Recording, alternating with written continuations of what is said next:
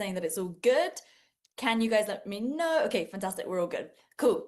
Guys, what we're going to do today is we're going to start with a quick little exercise to make sure that we start as we mean to go on. Is that cool? Show me some thumbs if that's cool. I can see you. Okay, fantastic. Because seeing as this is a social media event, I want you to type into the chat, what is your main platform? Like, what's the one where you spend the most time posting? Is it Instagram, LinkedIn, TikTok, Threads, YouTube, X, or Twitter, as they used to call it? Okay. All right. So a mixed bag. Okay, fantastic. And now drop a link to your main social media page in the chat. So go grab the link, drop it in the chat for me, because we will be using this later. Okay. Now, as you guys are doing that, I just want to make sure, Diamond VIPs, please make sure that you've got your VIP backgrounds on. And also, as we begin this, Diamond VIPs, I want you to raise your hand, and I'm going to pick a couple of people to come up on camera, unmute themselves, and tell me what you're excited about. So Diamond VIPs, don't be shy. Raise your hand, and I'm going to pick a couple of you to come and tell me what you're excited about for this event here now. Okay, so team, I'm going to get you to shoot to me who I should have come up, okay? And if you guys don't already have your cameras on, get them on so that I can see you loud and clear. All right, I see Cliff. Let's unmute Cliff. Cliff, we've got to get that Diamond VIP background on for next time. Cliff, we're coming to you. I'm unmuting you here now. You're on my list anyway. So Cliff, let's get it. What are you most excited about for the Social Media Profit Bootcamp? Good to see you. Otto, it's good to see you. It's been a while. I don't have the background, so I don't know how to put it up. But I'm excited because I see all the stuff you do with AI and getting all kinds of written content to get pushed out there. And lately, I've seen a lot more of my written content on on Facebook, where I do most of my marketing, Facebook and Instagram. A lot of that is starting to get more views. So I want to continue driving that out. And also because of who my demographic is, who my ideal avatar is, I want to start posting on LinkedIn as well, because more of my clients going to be there. So I'm just looking to learn how to do all of that. Oh, Cliff, I love it. So guys, let's all give a round of applause for Cliff. Cliff, you are definitely in the right place. Written content, taking that, getting additional reach, and also then of course applying that over to LinkedIn. We've got some good stuff coming up for you today as well. The team have just said that they've privately messaged you the Diamond VIP background. All right, so thank you so much for sharing. All right, Christian, I'm coming to you as well. I guess the team will shoot everyone the Diamond VIP background so that you guys can have it who have already upgraded. Christian, let's get it. What are you most excited about? Yeah, good morning, everyone. The thing that excites me the most is how everybody is saying video, video, video, but I see your page and everything was just like Facebook background, and I was able to sign up for for the event and buy everything that is out there. So I want to be able to replicate the same thing. I've been building my business only from TikTok live, but most people don't want to get on video. So I want to learn how to, use the faceless you have been using. Okay. Well, let's give another round of applause over there for Christian. Come on, everyone. Let's give it for Christian. Christian, you just said something very interesting. The proof is in the pudding. Because in fact, the very things that we're going to be sharing with you over this event are the very things that got you guys to the event. So I guess that in itself is perhaps some evidence that it works, okay? So hello for everyone who's popping in. We're just getting started here now in all Zoom rooms. So I can see you when you have your cameras on. So I'm here broadcasting from our Diamond VIP room. So hello, everybody in VIP. Hello, everyone in general. So I want to make sure that you guys get the most out of this event and that you're ready to go all in. So I want all rooms to type all in the chat for me, because this session is not for you to just like half watch while multitasking. Okay, Diamond VIPs, you're blowing it up. I like that, okay? This is an interactive bootcamp. So you are going to get the most from this when you get involved and you actively participate in what we're going through on these sessions, okay? So please turn on your cameras, because there really are two ways that you can show up. The first one is you can, show up passively, sit there, arms crossed, and say, impress me, Lauren. And if you, kind of sit there leaning back and you're like, if you don't show me something amazing, right, I'm going to hover over that close browser button, exit Zoom. I'm going to get out of here, go watch Netflix or whatever. And then there's a second way of listening and showing up, which is how the most successful people that I know move. And it's called active listening. Write that down, active listening. And it's where every time you hear something or you see something, you say, how would this apply, or how could this apply in my business? And you start then making these visual and these mental pictures of you implementing it when it makes sense to you. Because this is a two-part dance here. I may lead it, but you follow me, and it takes two to tango, because you'll see what I show you. You will then personalize it to how it relates to you. And that's going to be what gives you the biggest impact. So if you're going to show up actively with active listening, type active in the chat for me, because I want to see where all of my active action takers are. Okay. All right, guys. I like it. I like it. Robert. Okay. Fantastic. And I want to ask you this. This is a question I want you to give me an honest answer to. Okay. It's a simple yes or no. Are you getting the results that you want from social media right now? Are you currently getting the results that you want? Okay. Pretty much all of you guys saying no, right? Because I've seen your profiles before we came on here. Some of you guys have 500,000 followers, which is fantastic. Some of you guys don't even have an active profile, okay? There are people here already making more than $1 million a year. And there are people whose business has volatile revenue, where some months it's like 2K, other months it's 8K, sometimes 15K, but it's super inconsistent. So for those with a big audience already, the missing piece of the puzzle is going to be different than that of those who don't really have an audience yet. So if you don't have the results that you want from social media, pay attention to everything that I'm saying, because if you skip one piece, you might miss that one piece that would have changed everything for you. Like on our last summit, on our last bootcamp, just like this, a girl called Cecilia, who had less than 10,000 followers on Facebook, she implemented what we went through on day one, today, and she landed a $6,000 client on day 2. Let's give a round of applause for Cecilia for like showing up, implementing, taking action, okay? And a guy called Stefan, he was previously getting less than 100 views per post. He then jumped to thousands of views per post, and he sold multiple clients during the 3 days because of what we went through. So focus, because as Tony Robbins says, where focus goes, energy flows. So when we focus, that's where our energy flows towards. And the best part is it's 3 days, 3 strategic days that stack on each other. So I strongly suggest you cancel the calls that you've got. You reschedule your obligations. You go all in here, because your future self will thank you. So if you're going to focus and go all in, I want everyone to type all in for me, because I'm like all in. I'm 100% here with you.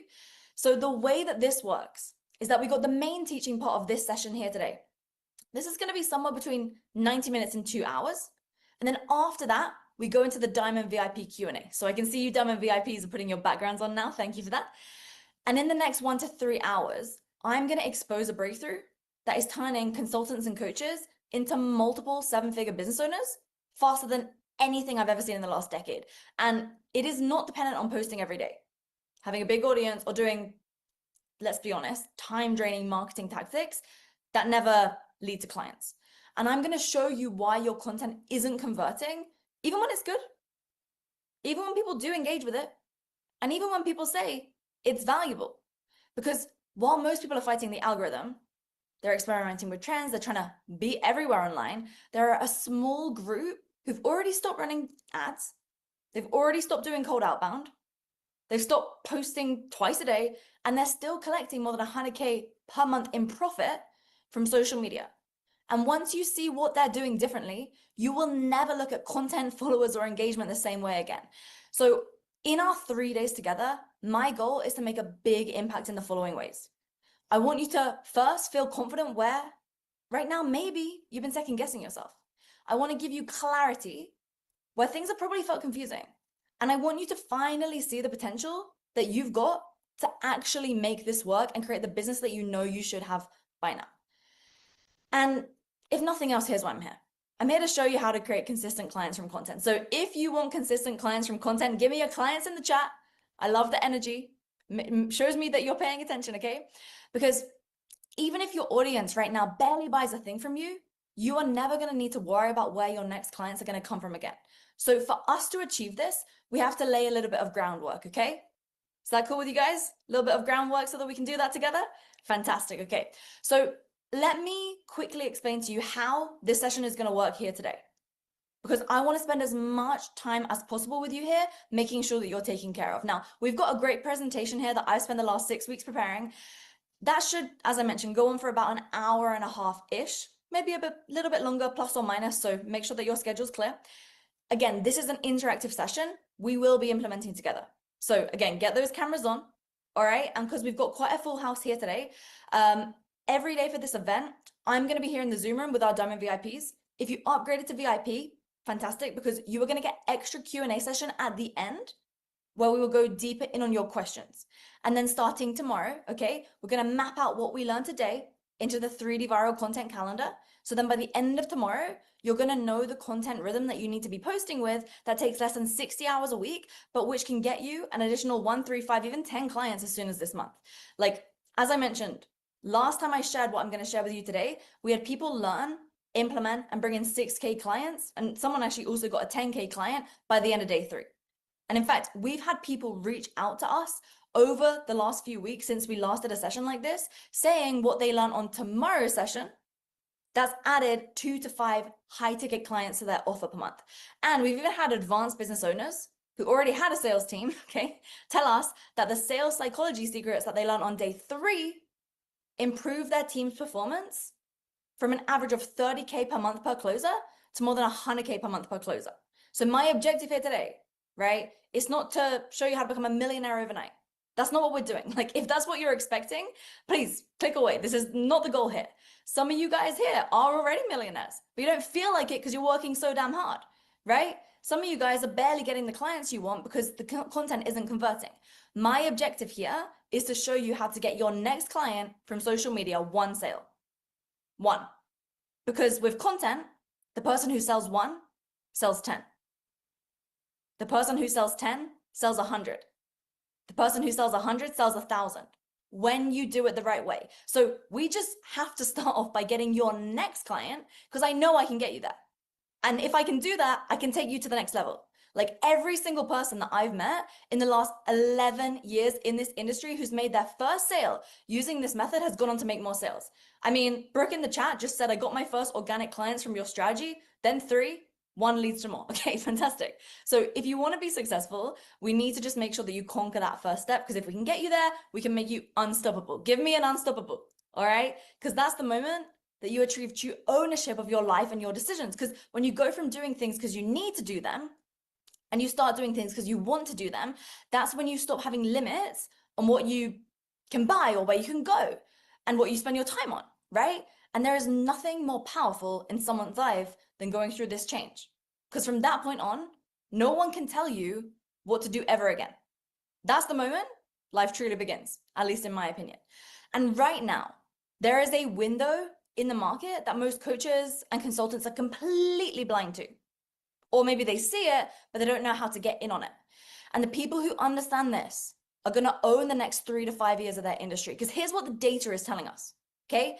Write this down. There are 5.04 billion social media users worldwide. Now, that is 62.3% of the global population, many of whom are in developed countries, and many of whom are your ideal clients fit within that, right? Now, on top of that, the average person spends 2 hours and 23 minutes per day on social media platforms. To put that into perspective for you, that means that your ideal client spends over 140 minutes every single day where they could be finding you, could be following you, and they could be buying from you. But right now, they might be spending it with your competitor. But here's the part that almost no one's talking about. This is one to write down, okay? 68% of all website traffic now starts from organic content. So it's not from ads, it's not from partnerships, it's not from SEO, it starts from organic social. So let me say that again so that it lands properly, right?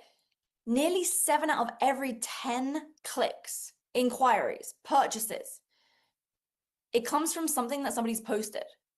So while ads and partnerships and speaking gigs and affiliates, they all have their place, organic is the #1 driver of attention and trust. But here's the truly insane part. And when I saw this stat, I almost spat on my tea. Only 11% of entrepreneurs have a repeatable organic system.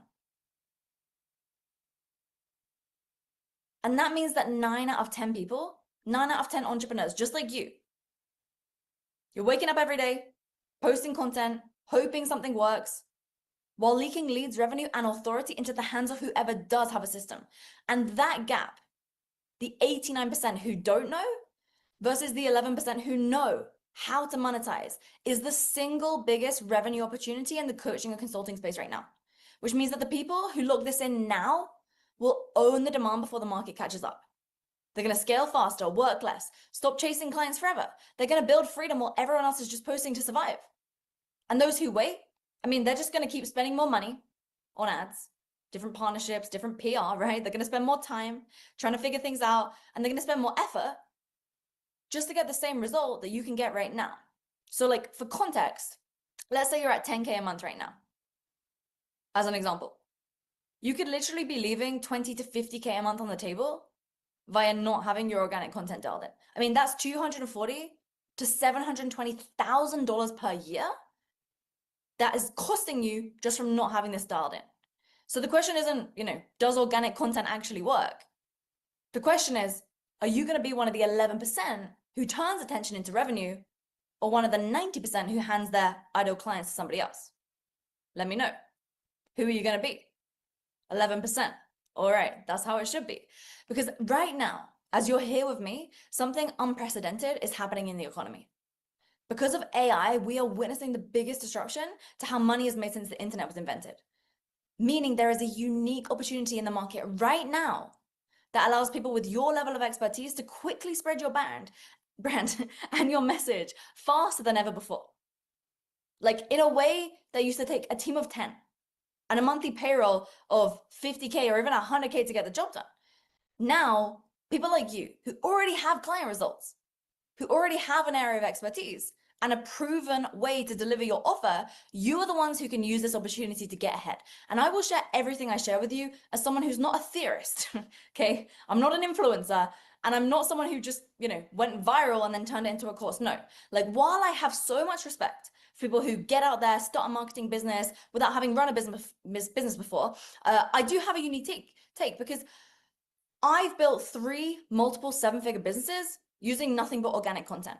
So without ads, without daily DMs, without funnels, running my life. I mean, Cliff, you met me back in the day. Everyone at the mastermind we were at was like, how are you doing this without ads, right? Before I ever made a course about marketing, I scaled my business to 7 figures without any of that. Nothing but organic content. In fact, it was a business in the fitness industry.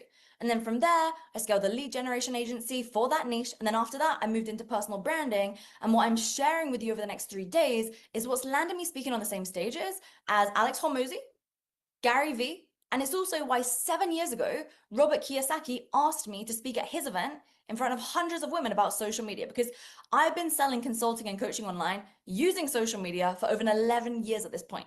And through the small fortune that I built from fitness consulting, my agency, and my digital products over the last decade, I now have the opportunity to take a strategic role in helping 7, 8, and 9-figure companies leverage social media to increase profits. And this is where I really make my money. And that's basically my day job these days. And the minimum price to become a private client of mine is $44,000. I mean, I've had clients pay me upwards of 75K all the way up to 250K to work with me and my team. So my secret motive here with this event is very simple.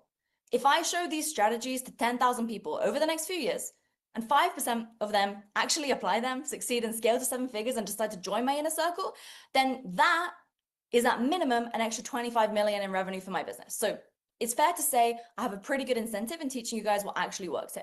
Now, our clients have generated millions using what I'm going to teach you over the next 3 days, including coaches with under 2,000 followers, consultants who were stuck at 5K months for years, burnt out trying to do everything one-on-one, and creators who are exhausted from trying to do everything. So when I say this works, I'm not inspiring you. I am showing you what's already happening and inviting you to be one of the people who benefits from it instead of watching others from the sidelines. So let's be brutally honest.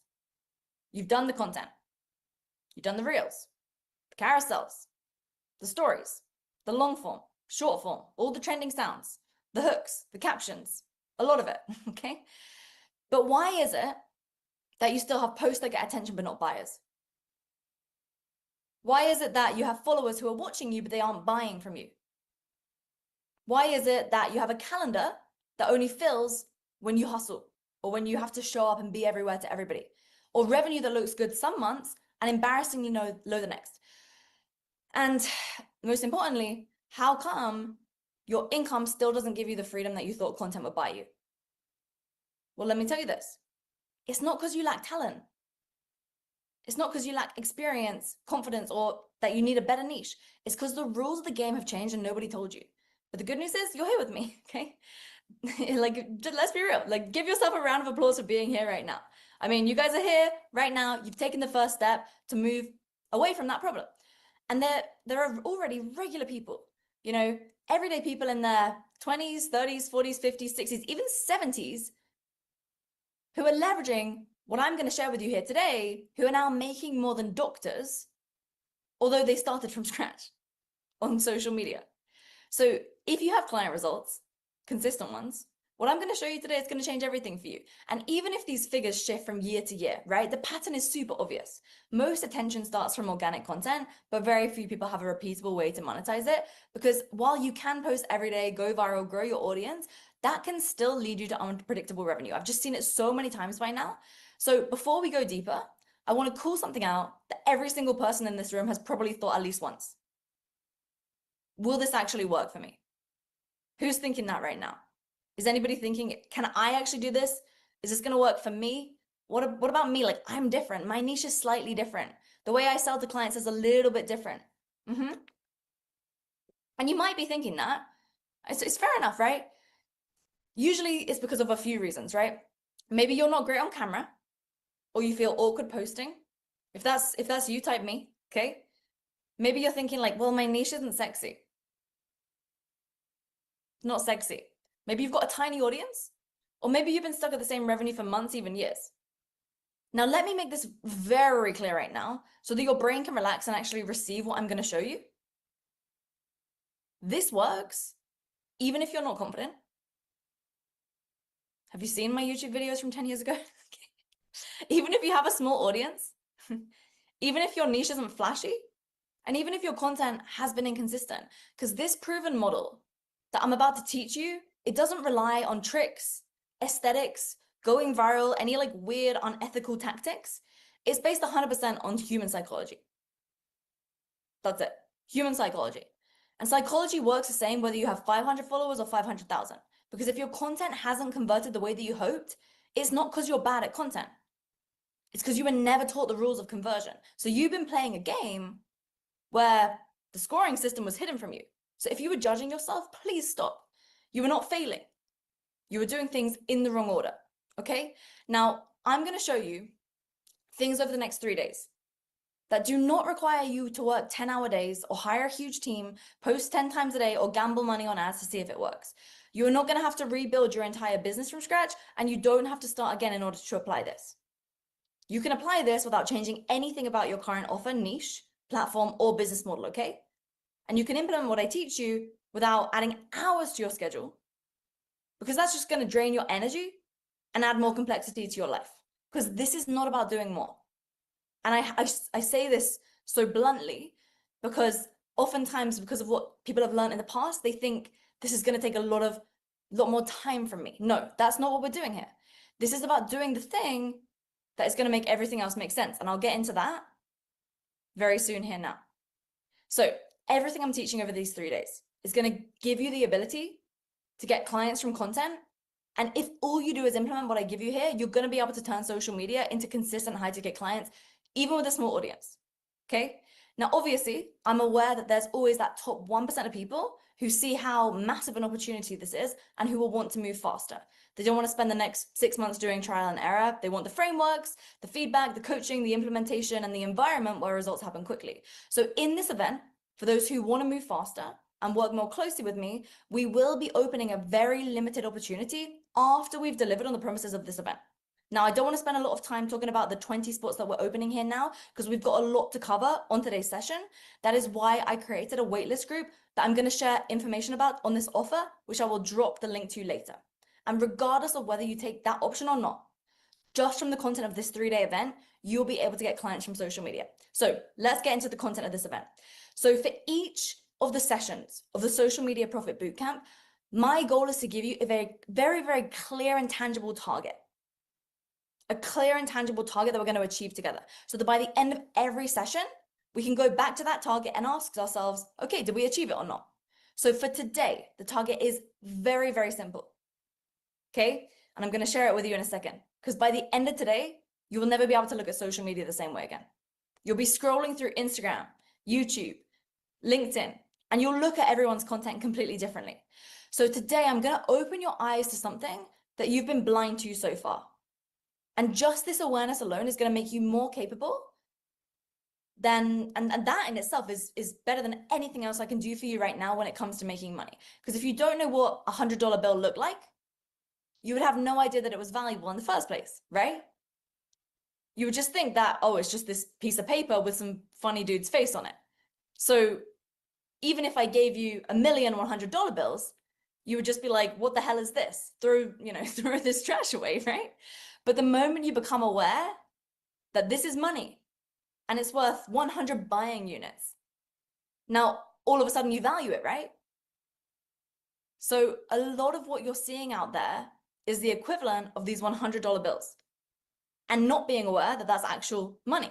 So what I'll show you right now is I'm going to make you aware of how content really works. And once you're aware of what I'm going to show you, you're going to diagnose the real reason your content isn't converting. Even when it gets some good engagement, even when people say that they want to work with you, but they just don't end up buying, right? So today we'll cover 4 critical things. You can write this down. Number 1, I am going to reveal to you the 3 desires that exist in your market that you've been blind to up until now, which is the single reason your content hasn't been getting you the results that you want. And then I'll show you how matching your content to the right desires is what finally is going to make your content convert. Number 2, we will cover the client generating content framework to ensure that your social media results in real profit.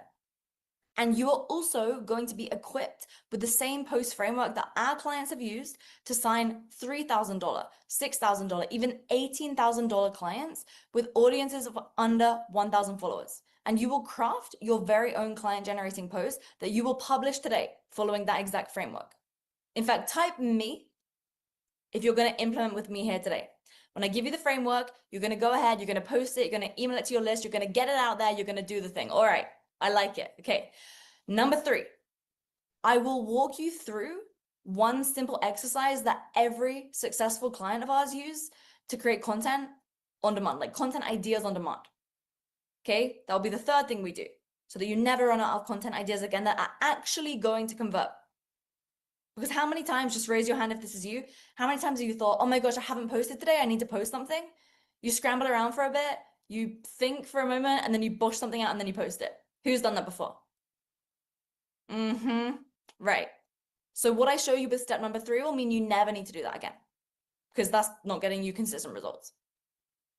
So the 4th thing is I will show you content examples that consistently take little known consultants and coaches and turns them from best kept secrets to well-known authority figures online. And by the end of today, you will have your first piece of content that generates inbound leads posted. Cool? Sounds good? All right. Brilliant. And that means that by the end of today, you're going to either be 100% convinced that this is your path forward, or you'll know exactly why it's not for you. And either way, you're going to have clarity. So if I can show you in a very, very simple and straightforward way how to get leads reaching clients from social media and how to position yourself to take advantage of this AI revolution and act with minimal risk, will you commit to giving it a try? Yeah? Will you commit to that? Good. Okay, I like it. Because even if it takes a bit of hard work, right? If that hard work makes it realistic for you to add 5, 10, or even 15 new clients a month without having to risk your current income or your savings, that's a good deal, right? That's a good deal. If all it takes is a bit of your time. And that's only day 1. Then tomorrow, I'll give you the 3D viral content calendar that makes it profitable and predictable. Day 3, you'll get my sales script. Now, there's a reason some people are going to make sales during this event and others don't. And I can promise you, it has nothing to do with your niche, your audience size, or your experience. So I want to do one more quick pop quiz. You're going to type this into the chat for me. How many leads do you think this post got? Look at that. This is one post I made. It has 8,400,000 and seven, yeah, basically 8.4 million views. Okay. How many leads do you think? Some people are saying all kinds of numbers over here. All right. Okay. Let's go to the next one, team. How many leads? Let's go to the next one. Okay, here we go. Here it is. Yeah. How many leads do you think this one got with just basically 10K impressions? I'll tell you guys in a sec. Okay. All right. All kinds of guesses. So the post with more than 8 million impressions got less than 10 leads. What? Oh my gosh. I know. Guys, the post with less than 10,000 impressions got 3 clients that each paid $10,000. So, while audience growth matters, it only matters if your content is already built to activate buyers. Otherwise, all you're doing is scaling a leak. And if your content hasn't turned into clients yet, it's not because you lack expertise. It's because you were given the wrong recipe. So if we zoom out for a moment, I think the best way to understand what's happening on social media is to think like a chef. Because if you think about it, even the best chef in the world, they cannot produce a 5-star meal if they're handed the wrong ingredients. And social media works the same way. You are the chef. Your expertise, your life experience, your results, your personality, like you could be the most skilled coach, consultant, or expert in your field, but if you don't have the ingredients that turn expertise into demand, you will watch less experienced people eat your market share. Who's seen that? Type seen. If you're seeing people with less experience or expertise than you, getting clients, getting reach, getting views that you should be getting, it's frustrating, right? It's frustrating. But the thing is, it's not you, right? It's really not you.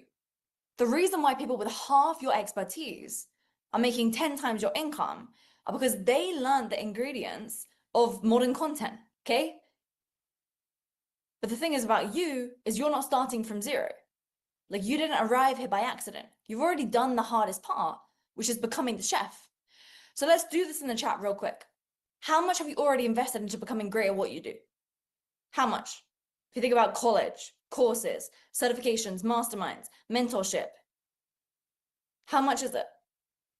Thousands, hundreds of thousands, right? How many years as well? Zillions. Okay, I like it. Because you've already paid the price most people will never pay. You've studied, you've refined, you've lived what you teach, which means you're not missing something. You're just missing the container that turns what you already know into clients, cash flow, and freedom. So you simply need the ingredients, the recipe in the right order, just like a chef when they cook a meal. And when you have that, you're not going to be, competing on social media. You'll be dominating. Because if you think about it, the amateurs, the ones that have less experience than you right now, they will not be able to compete with you when you get the recipe. It's just that they have a recipe right now that you don't have. They don't have your expertise because you are enough. You've done enough. So now it's time for your work to finally pay you back. So in a moment, I'm going to reveal the one framework that explains why your content hasn't been converting the way that you want it to be, even when people say it's good, right? Because what this is going to highlight to you is the hidden sequence that your audience moves through and that the market moves through before they buy from you. And this is a sequence that almost nobody teaches, but every 7-figure creator, coach, consultant, they follow it, whether they realize it or not. And I call it the 3D content matrix. You can write that down. 3D content matrix. Because when you understand this, when you understand the 3D content matrix, everything's going to click for you and content will make sense. Because what you're going to see is that the problem was never the content that you're posting in the first place, right? The problem is that you're speaking to the wrong people in the wrong way. Let me explain, okay? Think about it this way, actually. Let's do that first. So you wouldn't speak to your, best friend the same way that you would speak to somebody that you just met in the gym, would you? You wouldn't speak to them the same way, no? Because if you spoke in the same language when there's a different level of trust or context, it was just going to be a bit weird, right? But that's exactly what's happening inside of your market. Because every time you post, you are speaking to 3 different groups of people who see you through 3 completely different lenses. And almost nobody accounts for that. And I'm going to break those down for you. But what I mean by that is that one post should speak to one person and not all 3 at once. It's kind of like if you think about wearing a pair of glasses, right? You have to imagine 3 different groups of people with 3 different pairs of glasses. And the reason why is because there are 3 different desires in your audience, in your market. It's not just one, there's 3. And each desire responds to a completely different style of content. Type desires for me. There's 3 different desires. Now, most people, they only ever create content for one of the 3 desires, which is why they keep posting, but nothing changes. So if you've ever asked yourself, like, why did that post go viral but still not get any clients? Or why do people tell me my content's amazing, but they don't buy? Or why is somebody with less experience making more money than me? It's because the fastest way to fail on social media is to treat every viewer the same. Strangers don't think like leads. Leads don't think like prospects. Prospects don't think like strangers. And while they do all want value, they all define value differently depending upon the stage they're in because of the different desire that they have. So the 3 different groups of people are: number 1, strangers; number 2, your existing audience; and number 3, prospects. They all have a different desire. Have you ever been taught this before? Type for me yes or no. Because the first group are strangers. The second group are your existing audience. And the third group are prospects. And I can see you guys haven't been taught this before. And this is one of the core reasons why you're not getting the results that you want on social media. Because if your content doesn't speak to the right desire in the right format, it is not going to convert, even if it's good. Your content has been mismatched up until now. So that's why most people post every day and they feel like nothing's happening. It's because you were never taught, the 3 desires that your content must speak to. So with strangers, that's the first group. Okay? They define value as feeling understood. In fact, how many times have you been told, like, just add more value in your content and it's going to get you more results? Who's been told that before? Just raise the hand for me. Yeah, right. But the problem is the 3 different groups of people define value differently. So if you just add more value, quote unquote, okay, if you just add more value, it's not going to result in more results because the 3 different groups define value differently. So strangers, the way they define value is feeling understood. I'll show you some examples of content later. I'm just giving you the context right now, okay? If you think about your existing audience, they already know who you are, right? So they define value as the next step that they can take so they can move forward. And prospects, the people that are going to buy from you, they define value as certainty. So there are 3 groups, 3 different definitions of value with 3 different desires. So then inside the 3D content matrix, every single post that you create has one job based on which desire it's activating. And this carefully ensures that you hit all of the 3 groups over the course of the week. If that makes sense to you, type sense in the chat for me. If you guys are picking up what I'm putting down. Yeah? And if this is something that you have never heard before, it's going to feel a bit like, whoa, in the beginning, okay? Because you can look back at your content and you will realize why it hasn't been working the way that you want it to be. That is why we do not try and post random content every day hoping something hits. Right? This is why we cannot wait to grow first and then fix conversion later. Instead, here's how this works in practice. So by now, you know that inside the 3D content matrix, there are 3 desires. So as I said, give me a yes or a no. Is your current audience buying from you consistently at the level that you want? Okay. So if the audience that you already have isn't turning into buyers yet, then posting more, growing more, or trying to fix the algorithm isn't going to save you. Here's why.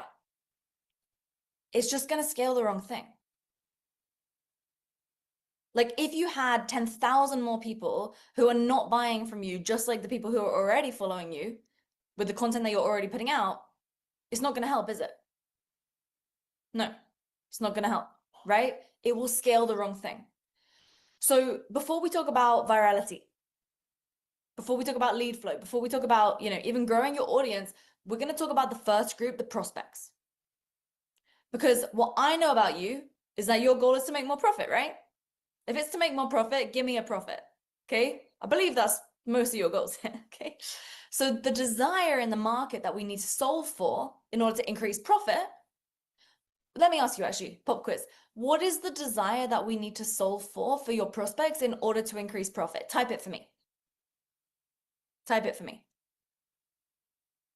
Yes. Omar, you got it. It is certainty. Yes, it's certainty. The desire we need to solve for to increase profit is the desire for certainty. That's how prospects define value. That's how this segment of the market defines value. And so to increase certainty, the type of content that we put out for them is called client generating content. Client generating content. Because we put out client generating content in order to get clients, right? So let me explain why we start here, why I'm starting with this here for you today. And why we're not starting with reach, why we're not starting on getting more visibility. So I remember the day that I hit 100,000 followers on Instagram, and I was super excited because back then 100,000 followers like the equivalent of 1 million today. So I thought I'd made it, okay? But the thing was, my revenue was super unpredictable. Like I'd make 50K one month and then 3K the next. And I remember thinking like, how do I have 100,000 followers and still feel like my business is so unsustainable? And the feeling of exhaustion I had all the time from never being able to make financial plans because I never knew how much I was going to have at the end of the month was just extremely frustrating. And then one day I stumbled into this event about high ticket coaching, and they offered a free strategy session. This was a while ago, okay? So of course I booked it, and I didn't realize it was actually a sales call. Okay, I didn't realize that. So of course, who did I end up on a Zoom call with, right? A sales guy. I ended up on a Zoom call with a sales guy. And at the time, I didn't know who this guy was really, but it was a super confident guy asking me questions about my business. And he said something that completely reframed how I thought about social media and sales. So he asked me at one point, he was like, how many followers do you have? And I said super proudly, I was like over 100,000. And you know when you're on the phone with someone, there's like a big pause?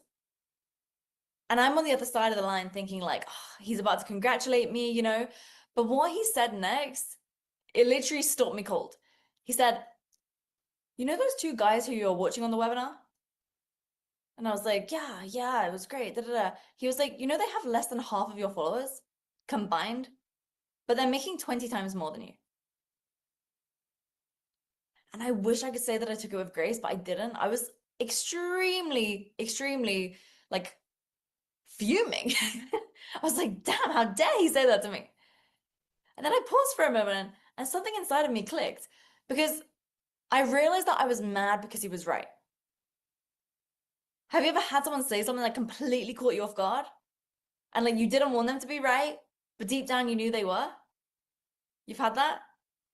Because like I had the audience and the content and the client results, but I didn't have the money to match that.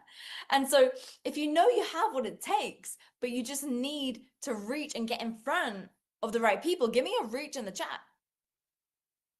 Man, that hit me.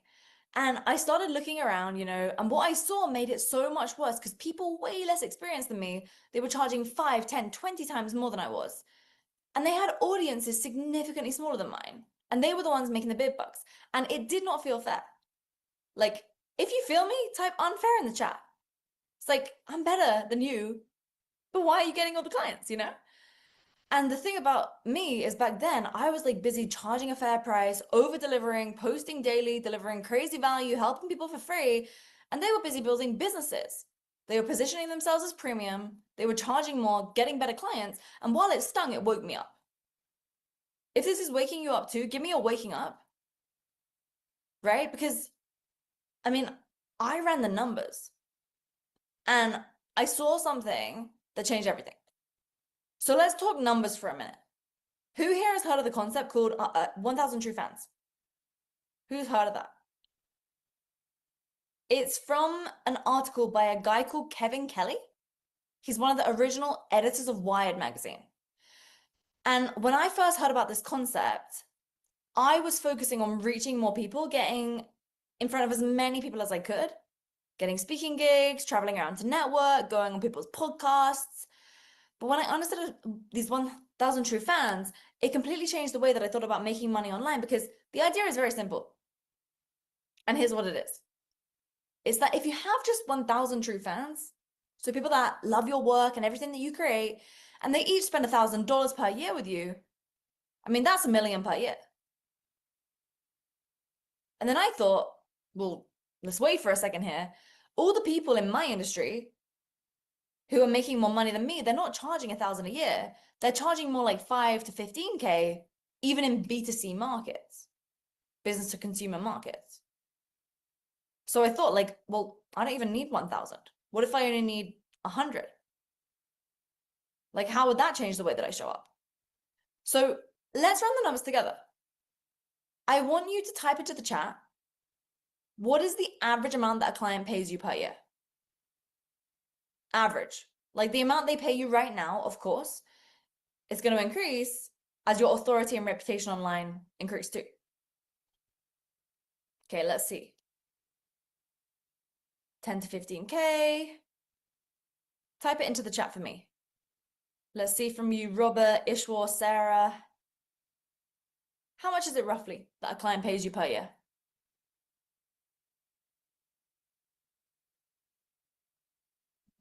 Okay, type that down for me. And now I want you to think about your annual income goal. What's your annual income goal? Type that down. Is it $1 million? Is it 5 million? 500,000? What's your annual income goal? Okay, cool. So now what you're going to do is you're going to take your income goal number and divide it by your price. And tell me what you're left with. What number does that leave you with? So let's say, I don't know, my price is 10K. Let's say my price is a $10,000 program. To make $1 million, I take $1 million as my goal, divide it by 10,000 as my price. That leaves me with 100. So that means I would only need to get 100 people paying me per year.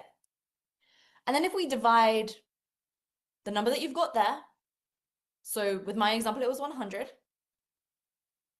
Divide that by 12, because it's the number of clients you need to make your income goal divided by the year. So 100 divided by 12. I mean, that would be 8 to 9 clients a month. And let me ask you this. If you just had the right people in front of you, would you feel confident in being able to enroll them into working with you? Like, are you confident with selling what you do to the right people? Give me a yes in the chat if you're confident with sales, or a no if you're not. Okay, it's either way. Okay. So I want you to just think about what your rough close rate is when you're on a sales call. Like if you had, I don't know, 10 people in front of you, you have a sales call with them, they're all good clients, roughly what percentage of them would you close? Is it like 20%, 30%, 50% more? Just for context, like as a founder of the business, 50% is pretty standard, just FYI. So with the numbers I listed to you earlier, if you only need 8 new clients per month and you sell to 50% of those people that you have sales conversations with, that means that you would only need 16 leads per month. Because you just take the number that you need per month, you double it if you're closing 50%, right? You guys tracking? Tracking? Making sense? So if you only need 16 leads per month, how many leads do you then need per week?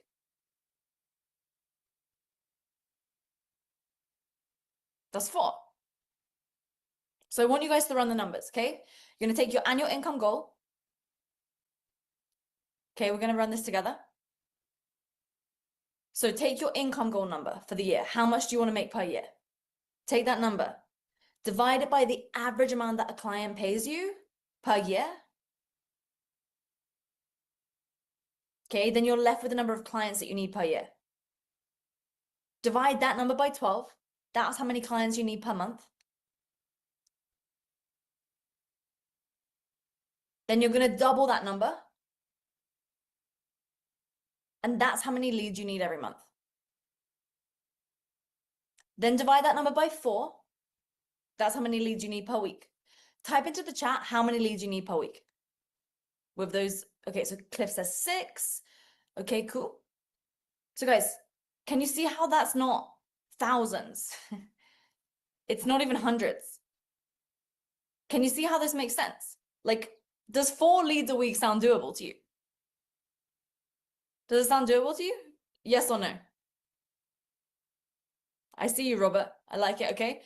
Because like when I first ran those numbers, I thought like, what have I been doing? Is anyone else feeling like that right now?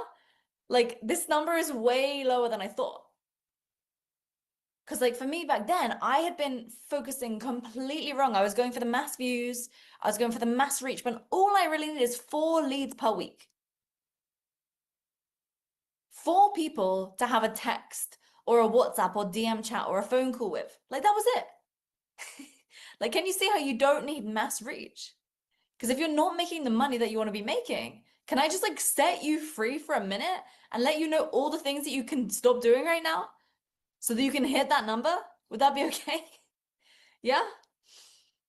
So listen, like, oh my gosh, like my real mission is to get the expertise from the people that have it to the people that need it. So that those who want to make an impact and income can do it in a way that is in alignment with them and to make huge profits. Okay? So, you know, when people just keep saying like, just deliver more value, so you do and it doesn't work, like, oh man, like that's because value is seen differently by different people. Like I went through earlier, like people that know, like, and trust you versus strangers, like they see value totally differently. So when we go back to the first group, the prospects, right? We go back to the first group. The type of content that we put out for them is called client generating content. Client generating content. Can you see how that's not like tweaking the website? It's not building more funnels and landing pages. It's not setting up more automations. Like what's the point in optimizing and building a website if no one is landing on the website anyway? Like I was talking to a guy the other day and he told me like he's been working on his website for 3 months. And I was like, oh, cool. Like, what's your traffic? And he was like, what? I was like, how many people land on your website each month? So he pulled up the numbers and can you guess how many people it was? Guys, it was 2. It was him and his assistant who was helping him with the website. Okay. And so like, that's why I see so many entrepreneurs spending so much time on things that aren't necessarily going to move them forward. It moves them sideways and it doesn't move them forward. Okay. So what I'm doing here with you right now is I'm helping you move forward. So getting back to the first group of people, the prospects, okay? The type of content that we put out for them is called client generating content. And the reason why we start with these prospects and not on growing reach, not on getting visibility, is because if you post a piece of client generating content and it doesn't get you clients, then why would you post more of the reach content that you have been posting? Because it's clearly not reaching people that will pay you. It's clearly not reaching people that will pay you. Like you start with client generating content because it sets the tone for everything else. because it speaks directly to the people who are ready to buy. Okay? So we're going to make that post together in a bit because I want to see if you already have hidden buyers in your audience. Because if you do, they'll show up today. And if you don't, the post that we create today will give us the data and understanding that the current content that you've been putting up until now isn't growing you the right audience. So you should not keep posting more of it. So if you already have warm buyers hiding in your audience, this is going to pull them out immediately. If you don't, you're going to have the data to know what's missing. Because when you post this, one of two things is going to happen. You can write this down. One of two things is going to happen. So number one, some of you will get leads right away. And that signals to us that some of what you've been doing in putting out content up until now has been bringing in the right audience. That's fantastic. The second thing that might happen, which will happen to many of you here today as well, is that you won't get leads. And I'm happy if that happens. Why? Well, I'm happy because now we have diagnosed that what you've been doing up until now has to change, and you have clarity that you need to change it. So even if this post doesn't bring in leads today, it gives us data. What does it give us? Data. Yeah, type it down for me, okay? It gives us data. And the data tells us if your offer, audience, or messaging needs tuning. Okay? So you're going to win either way. Either way, it's a win. Some of you will get leads, some of you won't. Because if you do get leads, right, it means up until now, you've been doing a decent job. If you don't, do not continue posting the same type of content that you're posting right now. Because even if you built some traction on engagement, some audience, they're not going to give you money. So that quite literally highlights that putting out more of the same content is a total and complete waste of time. Does that make sense to you guys? Tracking? Yeah? As an example, like when my client Jeanette did this, her first post generated her $16,000 within 24 hours, which highlighted that she was missing the client generating content because her reach content was already good. And then I've had others, guys, this actually breaks my heart. Like I've had other people who put this post out who were spending hours a week making content. They put out a piece of client generating content and it brings them nothing back. In fact, how many hours a week are you guys spending on content right now? I'm just curious. It's like 1, 5, 10. How many hours is it? Okay, mixed bag. Too many, okay. Okay. So that's quite a lot. I mean, that's quite a lot of time. But here's the thing. Even if you don't, like, I just want to say this, even if you don't get buyers from doing this, guys, you're going to have clarity that the time that you're spending right now is costing you money because you could have been doing other things. Could have been doing other things. Because really, like, if you don't get leads, you need to fix your messaging, your language, and also your positioning to make sure that what you're posting moving forward is actually worthwhile. So that's why we start with client generating content, okay? And I'm going to break down how to know what to post to get clients, okay? Because I don't want you leaving today feeling inspired, but still unclear. That's not my goal.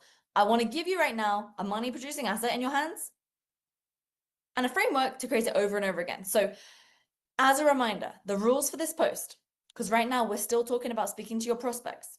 After that, we'll talk about speaking to your audience, and then we'll talk about speaking to strangers, so that by the end of today, we've covered all 3 styles of content.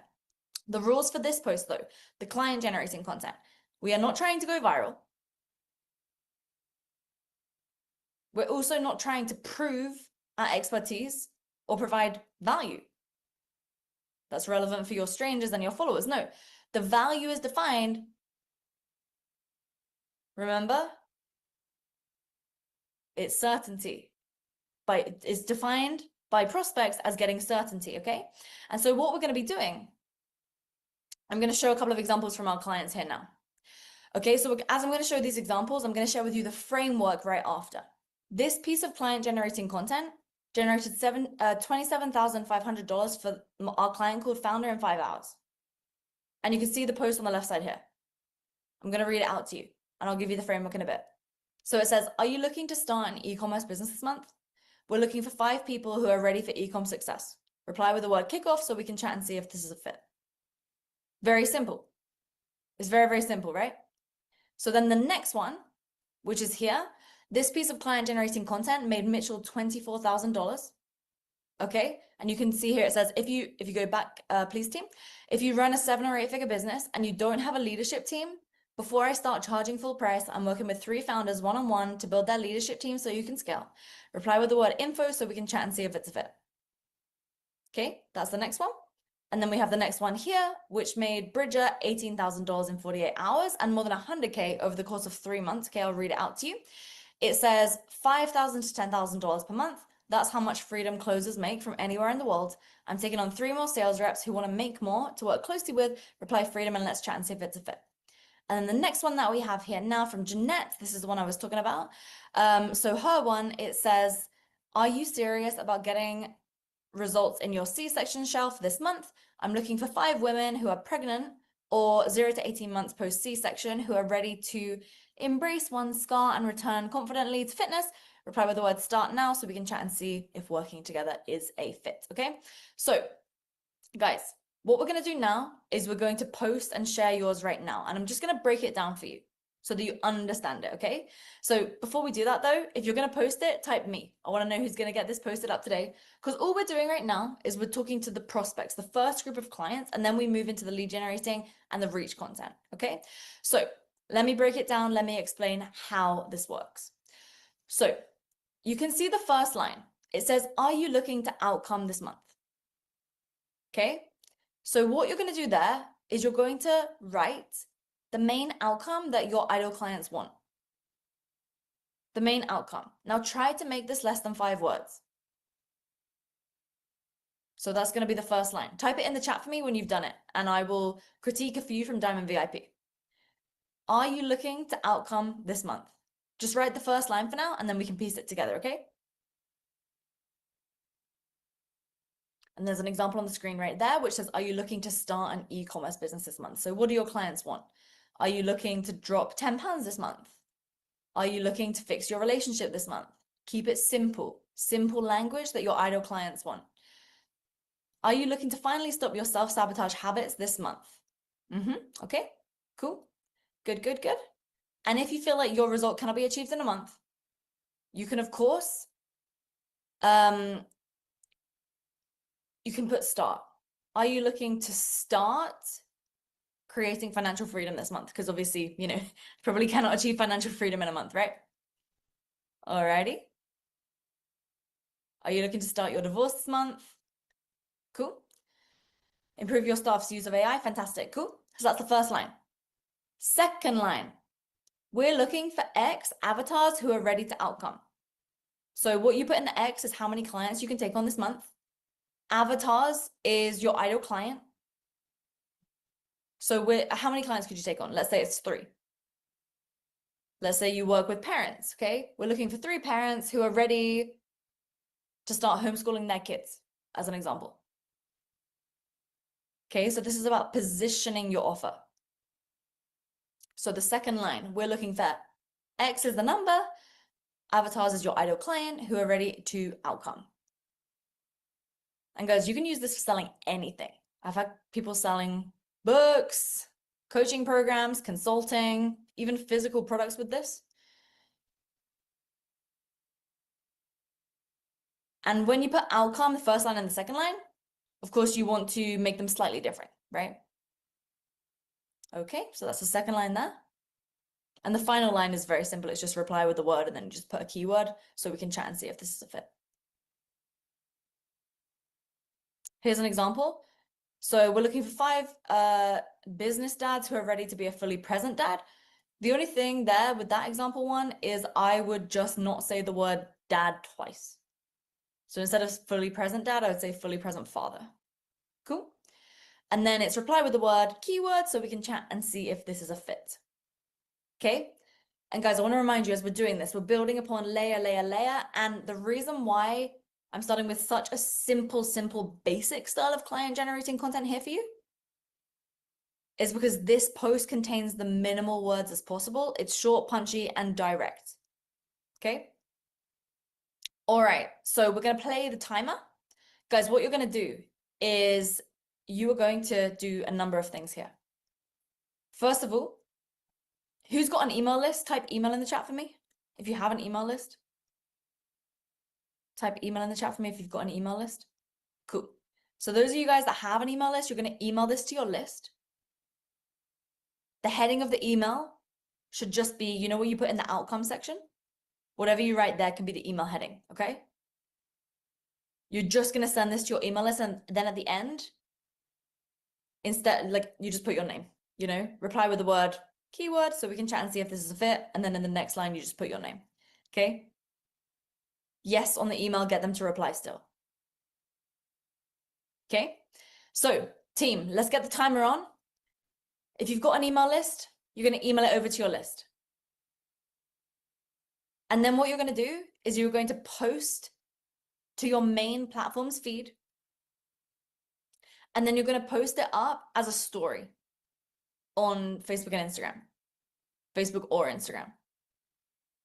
Now, if you have Instagram stories up right now or Facebook stories up, delete all the other stories. Quick little hack.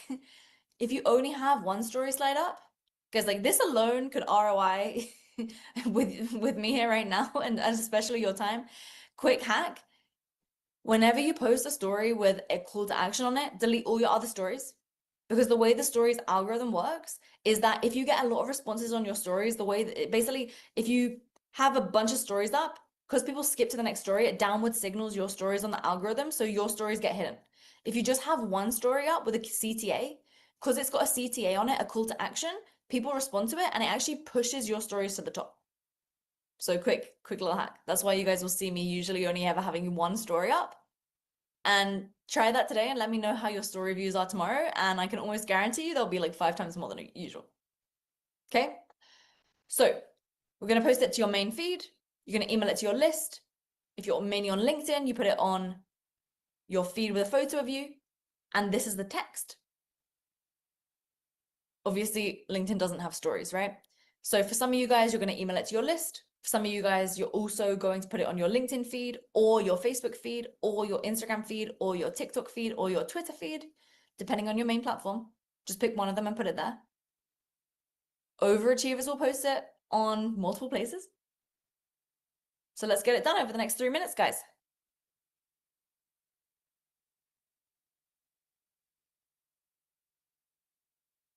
And once you've posted, type posted. Because what I'm going to do is after this event ends, I'm going to give feedback to every single person who posts it. So after you've posted it, send it to my DMs so that I can review it for you. Cool?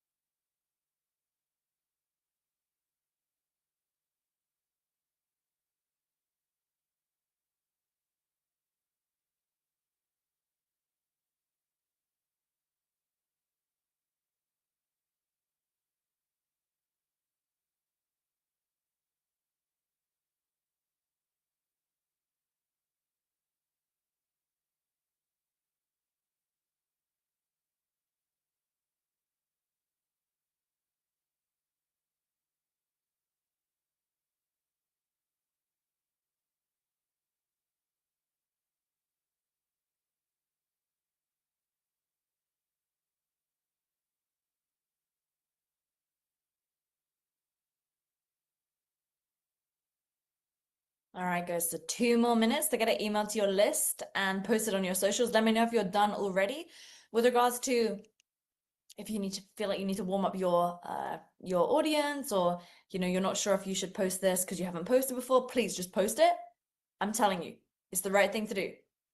Okay? With regards to should you post it with a photo or just a piece of text, you can either post it with an image of you and the text, or just as a text. Either is fine. Usually it will work better if it's got an image with you as well.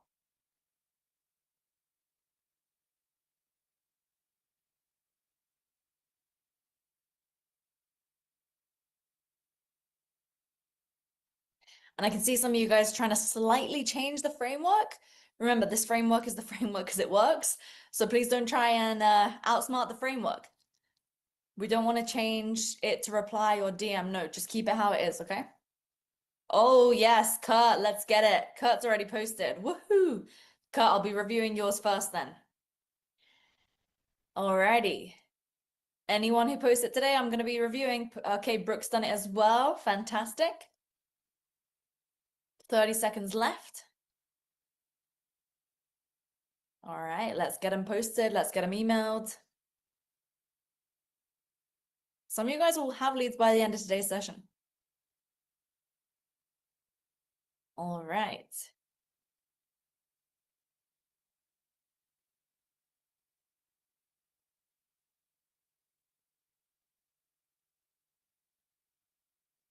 All right, team, we can stop sharing so it doesn't make that loud sound. I think it's going to do it anyway, but oh, good timing. Thanks. Okay, guys. So many of you did it. Fantastic. I can see some of you saying it was easy. Cool. So once you've posted it, send it to my DMs. You can DM it to me on LinkedIn or Instagram or Facebook. My team have dropped the link to my socials in the chat there. Because even if you're worried, okay, remember what we decided in the beginning of this call together is that even if you feel the fear, we're going to do it anyway, okay? We're going to go for it. We're going to do it. So kudos for those who are doing it. Once you posted it, just send it to my DMs, drop the link to my DMs. I'm going to spend some time after this session reviewing every single one of them, which you guys DM me, okay? Because remember, today, those that take action are going to have the most data and potentially even the most deals before this session is up, before day 3 is up. And remember, if the post brings in leads, fantastic, you've already got demand. If not, even more amazing, because we know that we know what we need to fix tomorrow. We know what we need to fix tomorrow, okay? So now that we've posted the client generating post, that's usually the scariest and hardest one for people. That's why I like to do it first. I just told you my my secret plan, okay? But now what we can move on to is the second desire. The second desire. And the second desire is where we are speaking to our existing audience. We're speaking to our existing audience. And that's where lead generating content comes in, and it works completely differently to client generating content. Because remember, lead generating content speaks to your existing audience and their desire is moving forward. Their desire of moving forward, right? So we need to know what they're moving forwards towards and what they're moving away from, right? So that means that you cannot write a high converting lead generating post unless you know the problems and the goals of the people that you're speaking to. So let me explain. So, I mean, a decade ago now, I was an online fitness coach. And this was back before online coaching was like a big popular thing. And I really hated the phrase toning up. Okay. Now I'm not going to get into that right now. Because this is not a fitness event. But long story short, toning is basically a byproduct of, you know, when you get into exercise, you lose a bit of fat, gain a bit of muscle. But I digress. Brooke says I got a DM already. Help. Kudos for Brooke. Come on, guys. Let's just take a moment here and give a round of applause for Brooke, okay? Like that deserves that deserves some round of applause right now, because now we're so, you know, we'll it's created a next problem. But I digress. Let me get back to my story. So with regards to toning up, guys, it used to annoy me so much that people would always use this phrase tone up. I always used to make educational content about why toning up isn't a thing. Like if you go back on my YouTube channel and look at my oldest videos, my second oldest video from a decade ago is like why toning up isn't a thing. It's really embarrassing. You shouldn't watch it. And when I made that content, it would barely get any engagement. So then one day what I did is because back then I had more than 100 clients, I sent them a survey. You know, when you send your clients like a survey, see how they're getting on and so on and so forth. And I asked them like, what's the #1 reason why you signed up with me? What's the #1 reason? And guys, can you guess what the #1 reason why more than 80% of them signed up with me for? This was ridiculous. I mean, obviously it was toning up, right? So honestly, after I got over my frustration, what I started doing is I started making content about how to tone up. And guess what started happening? My engagement increased. I started getting ridiculous numbers of leads. I didn't have to chase prospects anymore. DM conversations became really, really short. And it's like I just couldn't stop the clients coming in. And so that is when I learned the lesson of building a pain gain list. Building a pain gain list. And what that means is every caption, every post, okay, when it comes to lead generation, should come from the pains and the gains, so the problems and the goals of your actual clients. Because then what ends up happening is somebody reads your post and they think, oh my gosh, like it's like you're inside of my head. And then you win their attention and ultimately their trust. So we're going to do another 5-minute exercise right now. And we're going to build a pain gain list. And I'm going to explain to you how we do it. But before we do so, I need to be really, really clear about something, okay? Who has ever thought, oh my gosh, I need to make a piece of content about that? This is going to be like a really good piece of content. Like it's going to be really valuable for people. Have you guys done that before? Give me a yes or a no. Have you ever done that? Yeah? Or it's like you're having a conversation with somebody and you're like, oh, I want to like repurpose that into a piece of content for social media. Like it's going to be super valuable. You guys have done that? Yeah?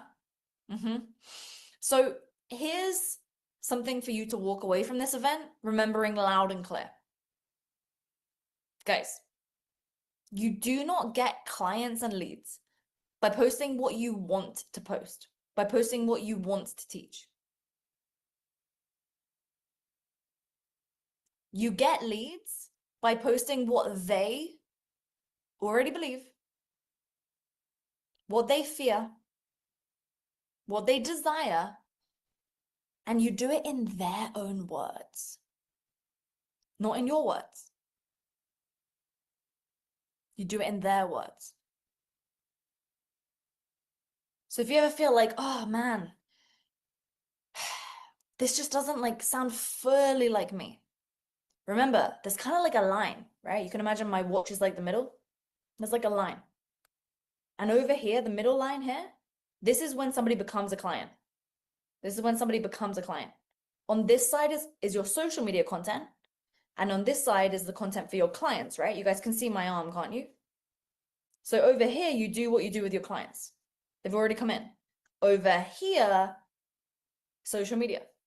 There's a big line between. On social media, we have to speak in a way that gets them to become a client. Otherwise, we confuse them. We confuse them. We have to speak in their language. We have to move them closer to becoming a client. So I'll explain this for you with the pain gain list. And as I do this, I also want you guys to remember that as you build your pain gain list and as you start thinking about content to create, one of the worst things that you can do, in fact, sorry, I might be feeling like I'm calling some of you guys out, but who's ever like made a poll on social media and asked like, what would you guys like to see next? Has anyone ever done that before? You make a poll, like, what do you guys want to see next? Like, which piece of content would be valuable for you? Yeah, I can see some of you guys, okay? But the thing you have to remember is like, you need to ask yourself, have any of those people ever given me money? Money. Have they ever given me money? Because if not, then you're optimizing your content around people that are not going to buy from you again. Oof. So we don't want to take information from people who are like leads in the DMs or people that vote on polls on your stories, right? We want to focus on pains and gains of your actual clients because you don't want to optimize your entire business around people that didn't end up buying from you. You guys tracking? Does it make any sense? Following me here? Because the people that bought from you are the ones whose opinion that you should value the most. You shouldn't value anybody else's. So as we begin the pain and gain list, and congrats, Thomas, I saw you just got some leads already. As you guys are getting leads, let us know. Here are some examples to get your brain going from my very own pain and gain list. Maybe some of these sound familiar for you. So one example of the pain list would be, I'm posting, but nobody's buying. That's what we get in our client intake forms. Okay, we'll get that. Or it'll be, I feel like my revenue is super volatile. Some months I make a good amount, other months I barely make anything, and then I have to hustle to keep getting new clients.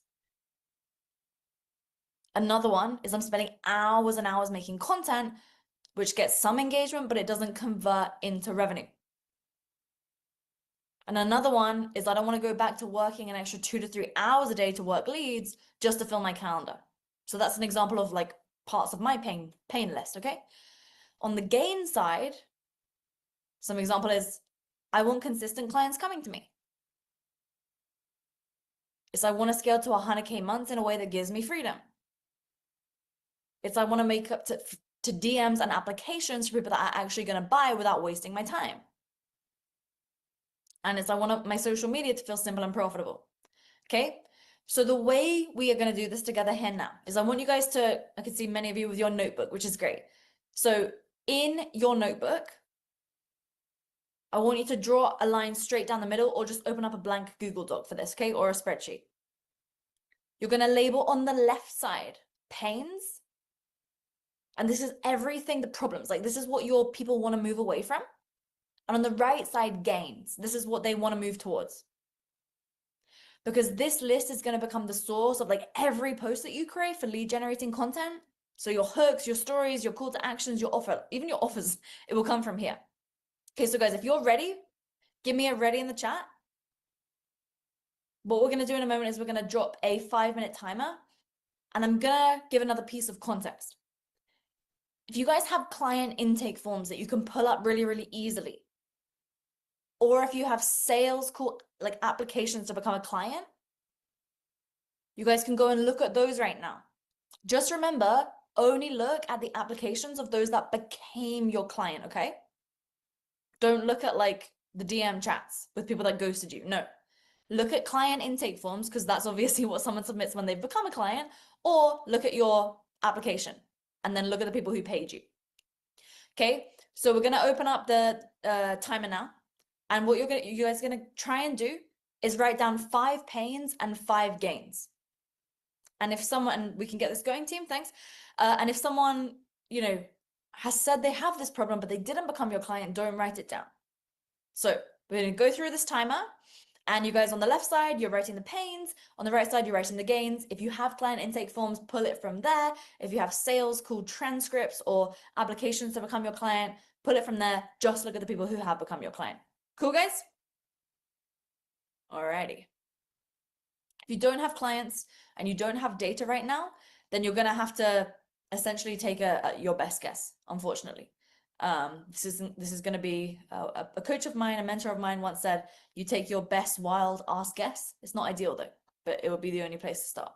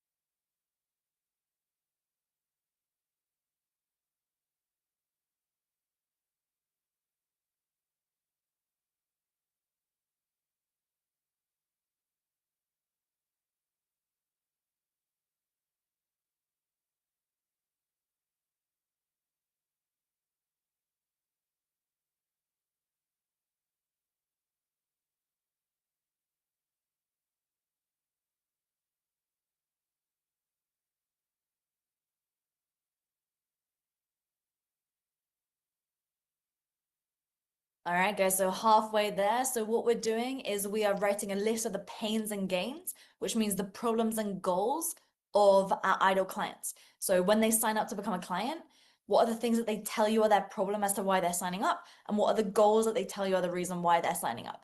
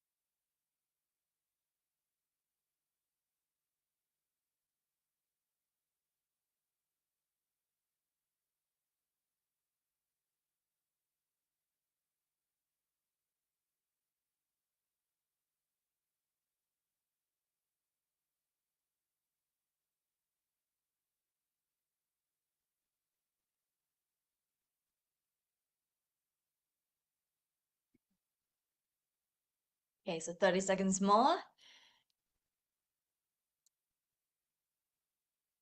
In the meantime, are we feeling more clear on the right pieces of content that we should be posting? The topics, the things that people have top of mind when they sign up?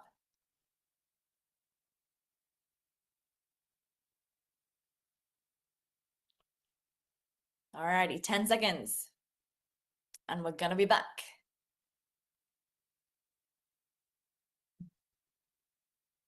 All right, we are back. So, pain gain list. Now, this now is a new asset that you've got for your business, which becomes the source of all lead generating content. Why do we think that is? Well, the reason why is because if this is what our clients and our prospects are telling us are their problems and goals, we want to optimize everything around that, right? Does that make sense? Guys, this is the start of a social media strategy. Type strategy for me. Type strategy for me. You'd be amazed at how many people I see creating content without a strategy. I mean, it's like the number one most important thing. Who's put together a social media strategy for themselves before? Like one that's worked and generating them clients. Because guys, I've literally made like, I'm not exaggerating. I have made thousands of strategies for social media. This is one of the first things you have to do for it, okay? And so without the pain gain list, we're not going to be able to know what we're optimizing for, right? How can we aim if we don't have a target? The target is knowing what people are already telling themselves are their problems and their goals. So like understanding this and the 3 types of content, which we're getting our way through here today, it's probably like the most important takeaway that I want you guys to get from our time together. Because when you stop trying to just post more, it's not, you no longer think like, what shall I just post today, right? The shift becomes, well, what do I want this post to do? So I'm curious, how many pains and gains did you guys get? Type in the chat for me, like 5 pains, 3 gains. Like how many did you get? Because something very, very interesting is that business owners I see often think they need to have like 1,000, okay? But 5 of each, 5 to 10 of each is quite literally enough to last you a lifetime of content. Because those that are the most successful with social media, they're going for being remembered and not just reach. I mean, how many viral creators can you guys remember? Like the only one that I can remember is this like Charlie bit my finger. Because I used to watch that on repeat when I was younger. I don't know, I found it really funny for some reason. Like that's the only one I can remember. Right? So they get reach, but they don't get recall. And like what do we know about them? Nothing except like one video skit. Whereas if you think about people that you follow, you think about what's their major message, right? You can recall the information that they're giving you. And then when you have a problem in that area, you go to them for information. And that's what you want your people to do in the problems in which are on your pain gain list. So you really don't need more than 5 to 10.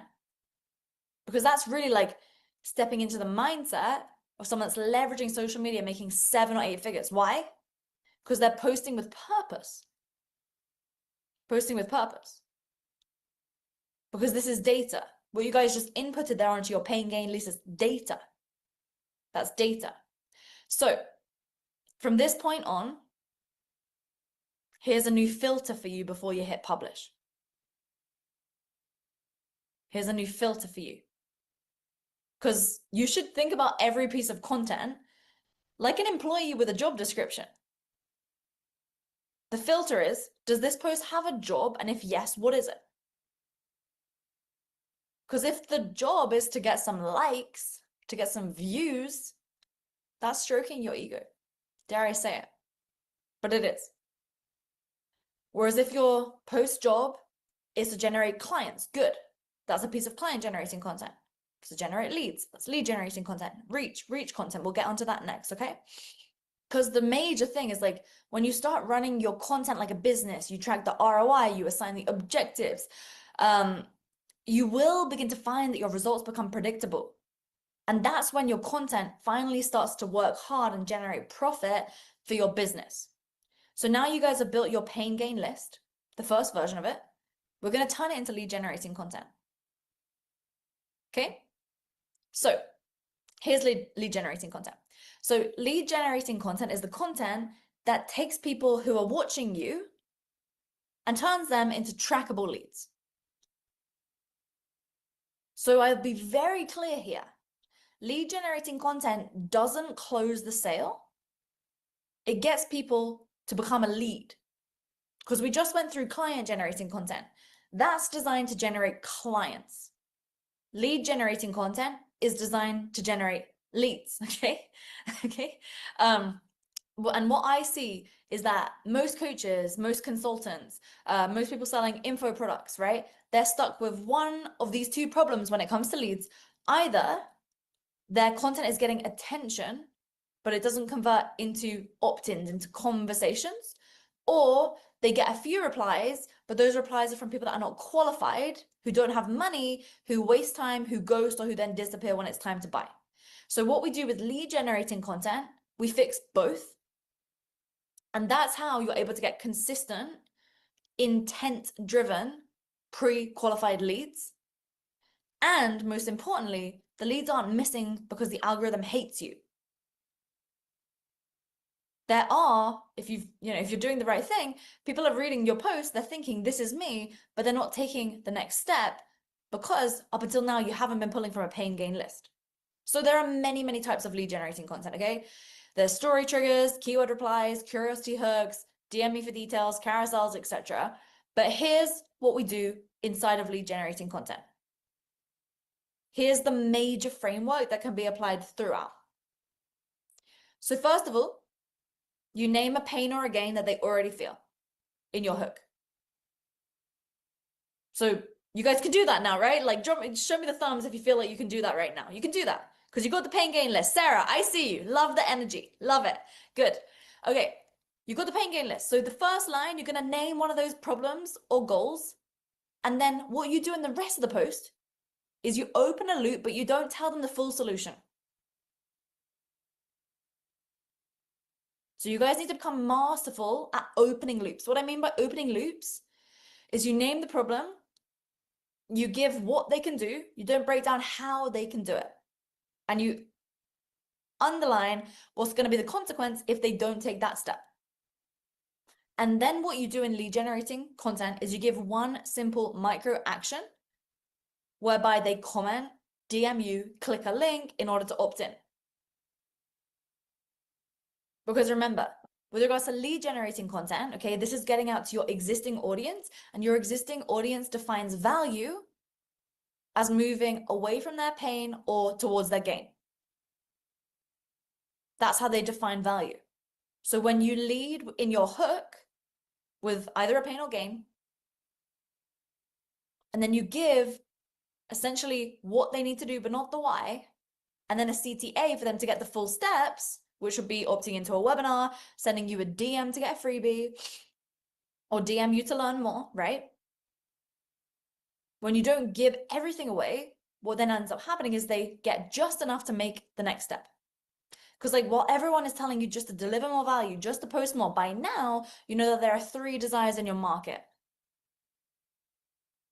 And your audience, particularly the action takers in your audience, the way they define value is a safe and specific next step. It is not a full lesson. So that's why they're responding ultimately to micro promises. So if that is already clearer,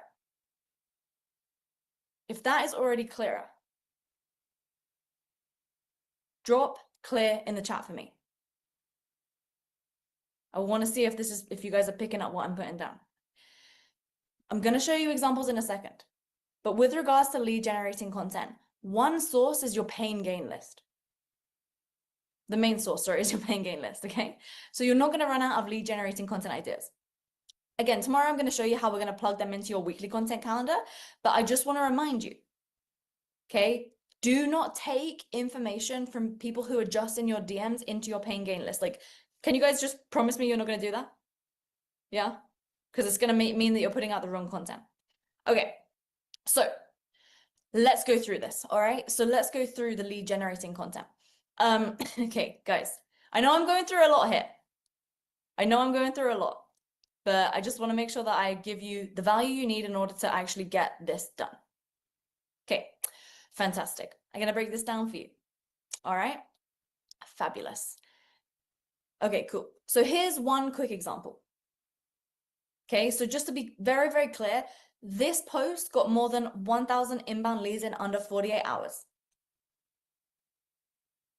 There was 0 ad spend.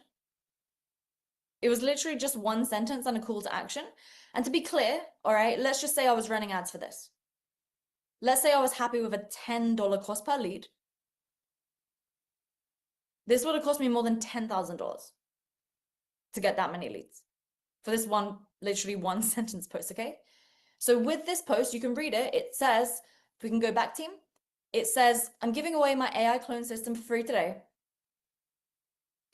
It will make all your content in sub 53 minutes a week. Message me clone, first 100 people only. So many people came in. I was not expecting it. Okay. So this post, you can see it's pulling on the pain in my pain gain list that content takes too much time. This is the short and punchy version. Okay. I call this the short, punchy lead generating content stuff. I'll show the next example. So the next example says, I trained ChatGPT to become my content strategist. These 6 prompts create viral posts in under 10 minutes. Again, same pain. See how I had 2 different pieces of content from the same pain there? The pain that content takes too much time. So then basically throughout the post, you can read essentially I give the value, which essentially says all the different prompts. And then I have a call to action with a link where they can sign up. Okay, it's very, very simple. This post itself got 1.5K shares. So that's 1,500 people that shared my content, which has a link in it. Can you guys see how powerful that is? Because I have the hook in the main body and then the rest of the content down below. Okay, so the reason why this works, if we look at the hook here, and I would encourage you guys to make a post just like this, sometime today or tomorrow, is there's a number of things happening in the hook. I pulled from the pain. So you guys can look at one of your pains right now and you can essentially model the hook that I've got here. So I said I trained ChatGPT to become my content strategists. okay? That highlights authority. Authority is a major element to content on social media. Why? Well, because people want to know that you've done something that they can do. They want to see that you've gone first. I can see some people say that's how I signed up for your webinar and then got here. Okay, proof is in the pudding. So what you guys can use in the first 2 words is I discovered, I trained, I found, I learned, okay? That's how you can lead the first couple lines of the post. And then you basically put a gain from your gain list. So you pull a gain from your gain list right after that. So I discovered how to lose 15 pounds of fat in less than 3 months. I discovered how any struggling couple can heal their marriage. You see how I'm piecing that together? Is that making sense for you guys? Pulling from the gain list there. The next sentence in the hook. So this is hook stacking. Because the first line is where you're essentially pulling on a gain, and the second is pulling on a pain. We're hook stacking here, okay? You can see here it says, these 6 prompts created viral posts in under 10 minutes. So what we're doing here is we're giving them micro actions that they can take in order to move forward without giving them the full picture. Because the CTA is where they opt in to get the full picture. So these 6 prompts create viral posts in under 10 minutes. So the way you guys can use this, actually, pop quiz, how many numbers is in my hook? How many numbers? How many numbers do I have there? It's 2. In lead generating content, you guys should always have 2 numbers in your hook.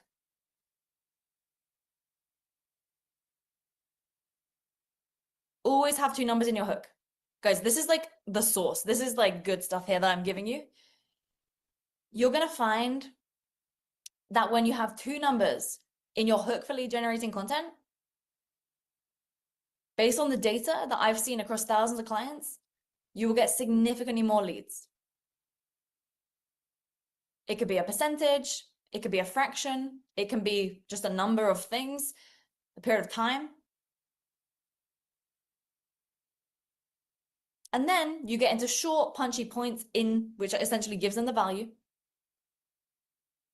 Because what we're doing here is we're giving your audience something that makes them feel like they can move forward. And as they start reading it, they realize they're only going to be able to fully move forward when they opt into the thing that you're giving them. Making sense?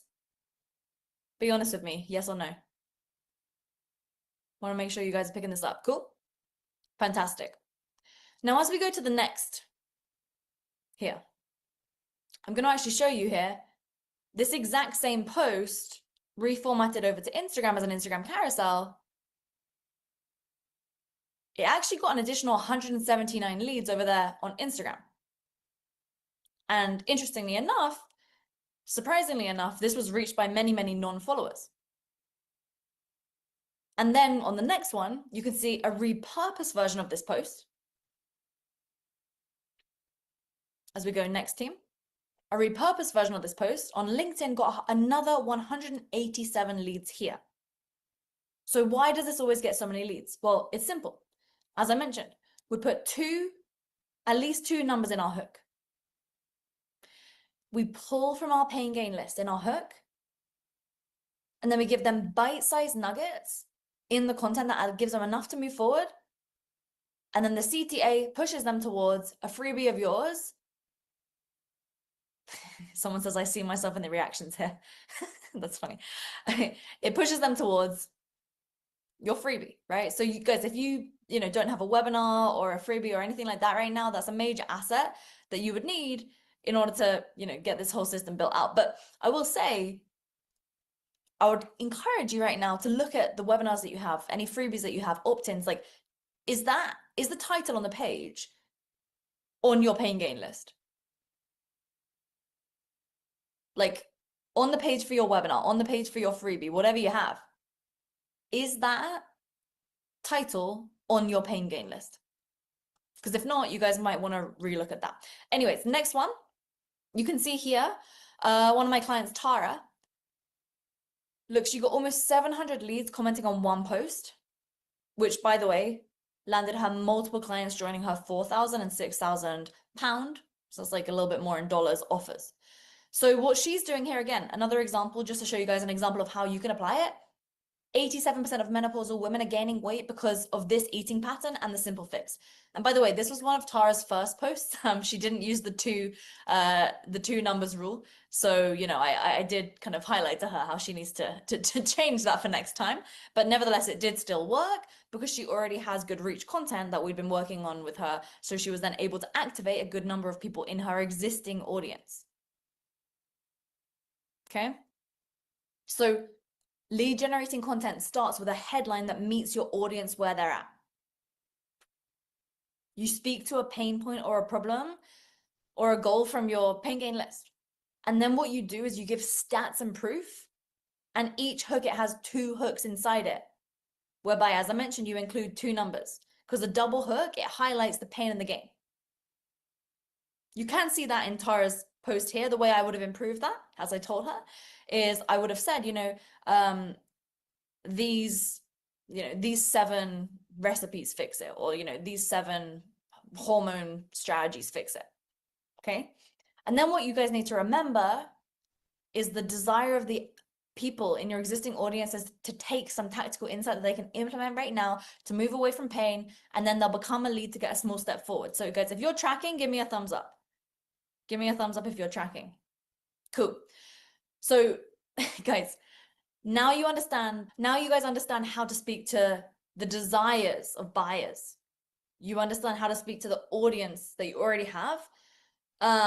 The third and final layer is viral content. Viral content, okay? This is the visibility layer. So when we speak to our prospects, remember, they define value as certainty. We give them that via client generating content. With our existing audience, they define value as taking a step forward or away from their problem. That's lead generating content. Now, what we're talking about here is what brings new people into your world. And this is how we do it at scale, without needing ads, without needing outbound, or spending like 5 hours a week making content, okay? So viral content is the content that will reach strangers. So we're not trying to reach our existing followers here. Now, this content is built to travel and get shared, to be saved, and to be pushed by the algorithm. Because what this style of content is high authority, it's high emotion, and it's also super low resistance. So with regards to viral content, we're not trying to sell here, we're trying to attract. And the desire we're speaking to is making sure that strangers feel understood. So if client generating content speaks to buyers basically and their desire for certainty, and if lead generating content speaks to your audience and their desire to move forward because they followed you because they want some information that you got, right? Viral content speaks to people that don't yet know that you exist and their desire to feel understood by the problems that they have. So that's why there's 3 different audiences with 3 different desires. Like, this is the 3D content matrix. And when you get this right, you build an audience of people. I mean, they already respect you before they ever even want to become your client. Because then no matter how good your offer is, right?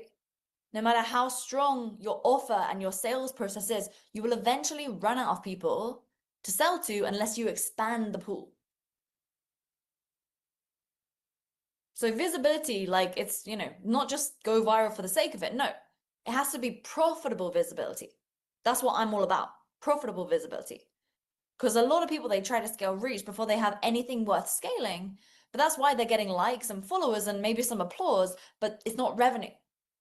And in fact, a few months ago, I was on a call with a coach. He had a massive YouTube channel, more than 10 million subscribers. 10 million. So with numbers like that, you think he was making, crazy amounts. How much do you think he was making? 10 million subscribers. How much do you think he was making?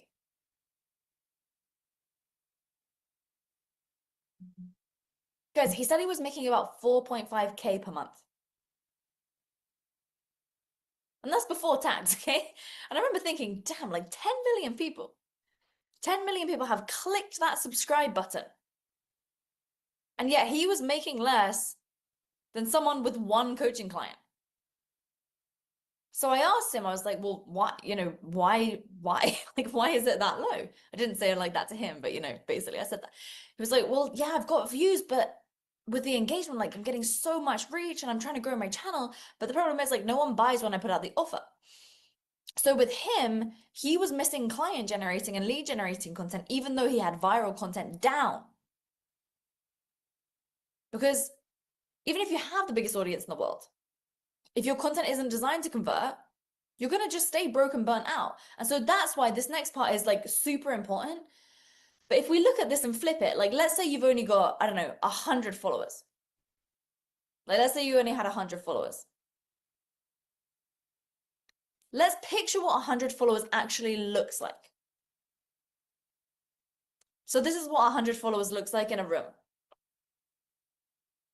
That's a pretty good amount of people, right? 100 followers in a room. Would you be happy to speak in a room of that many people? Would you guys be happy if they were all the right people? Would you be happy with that? Like, would you travel 2 hours to drive to go and speak in that room if you knew that that was 100 people of the right people? I would. I for sure would do that. Okay, now what about 1,000? What about 1,000 followers? I mean, this is what 1,000 followers looks like inside of a room. So I know to some people that feels like tiny in today's world, but think about what 1,000 people actually looks like. If you put them in a room, that's a full concert hall. Like that's a small stadium of people who've chosen to follow you, who see your face, who see your ideas, who see your message. Now, what if even just 1% of those people became paying clients? Like that's 10 clients right there. And depending on your offer, I mean, that could be 10K, 20K, 50K in revenue. So if you've ever felt like you're doing a lot on social media, but it's not doing a lot for your business, like, I mean, that's really the gap that my aim is to close during this bootcamp. Because like that YouTuber, he wasn't failing because he wasn't talented. It wasn't because the algorithm hated him. Okay, and it certainly wasn't because he didn't have enough followers, was it? He was failing because all of his content was designed for reach. It was built to entertain and not to actually drive people towards working with him. He didn't have a clear message, right? There wasn't really any trust between I love the video and I want to work with you. Because when you don't have that bridge, no matter how big your audience is, you're always going to be, one viral video away from another dry month, right? So not all content is created equal. Every piece of content has a different job. And pros, they focus on viral content last and not first. Because that way, when a stranger lands on your profile, they scroll and then they instantly see a lead generating piece of content that they can reply to, a client generating piece of content that they can buy from. Like, this is what I'm talking about when I say 3D matrix, right? Because then what viral content does is it just basically brings people into the ecosystem. Now, there are countless types of viral posts, but the ones that actually lead to clients, they obey these 3 rules. So the first is they speak to something that people instantly recognize and emotionally respond to. So we're not talking tips here. We're talking truths, frustrations. The second thing is that it creates identity alignment. Because remember, we want people to feel understood. If they feel understood, they will follow you.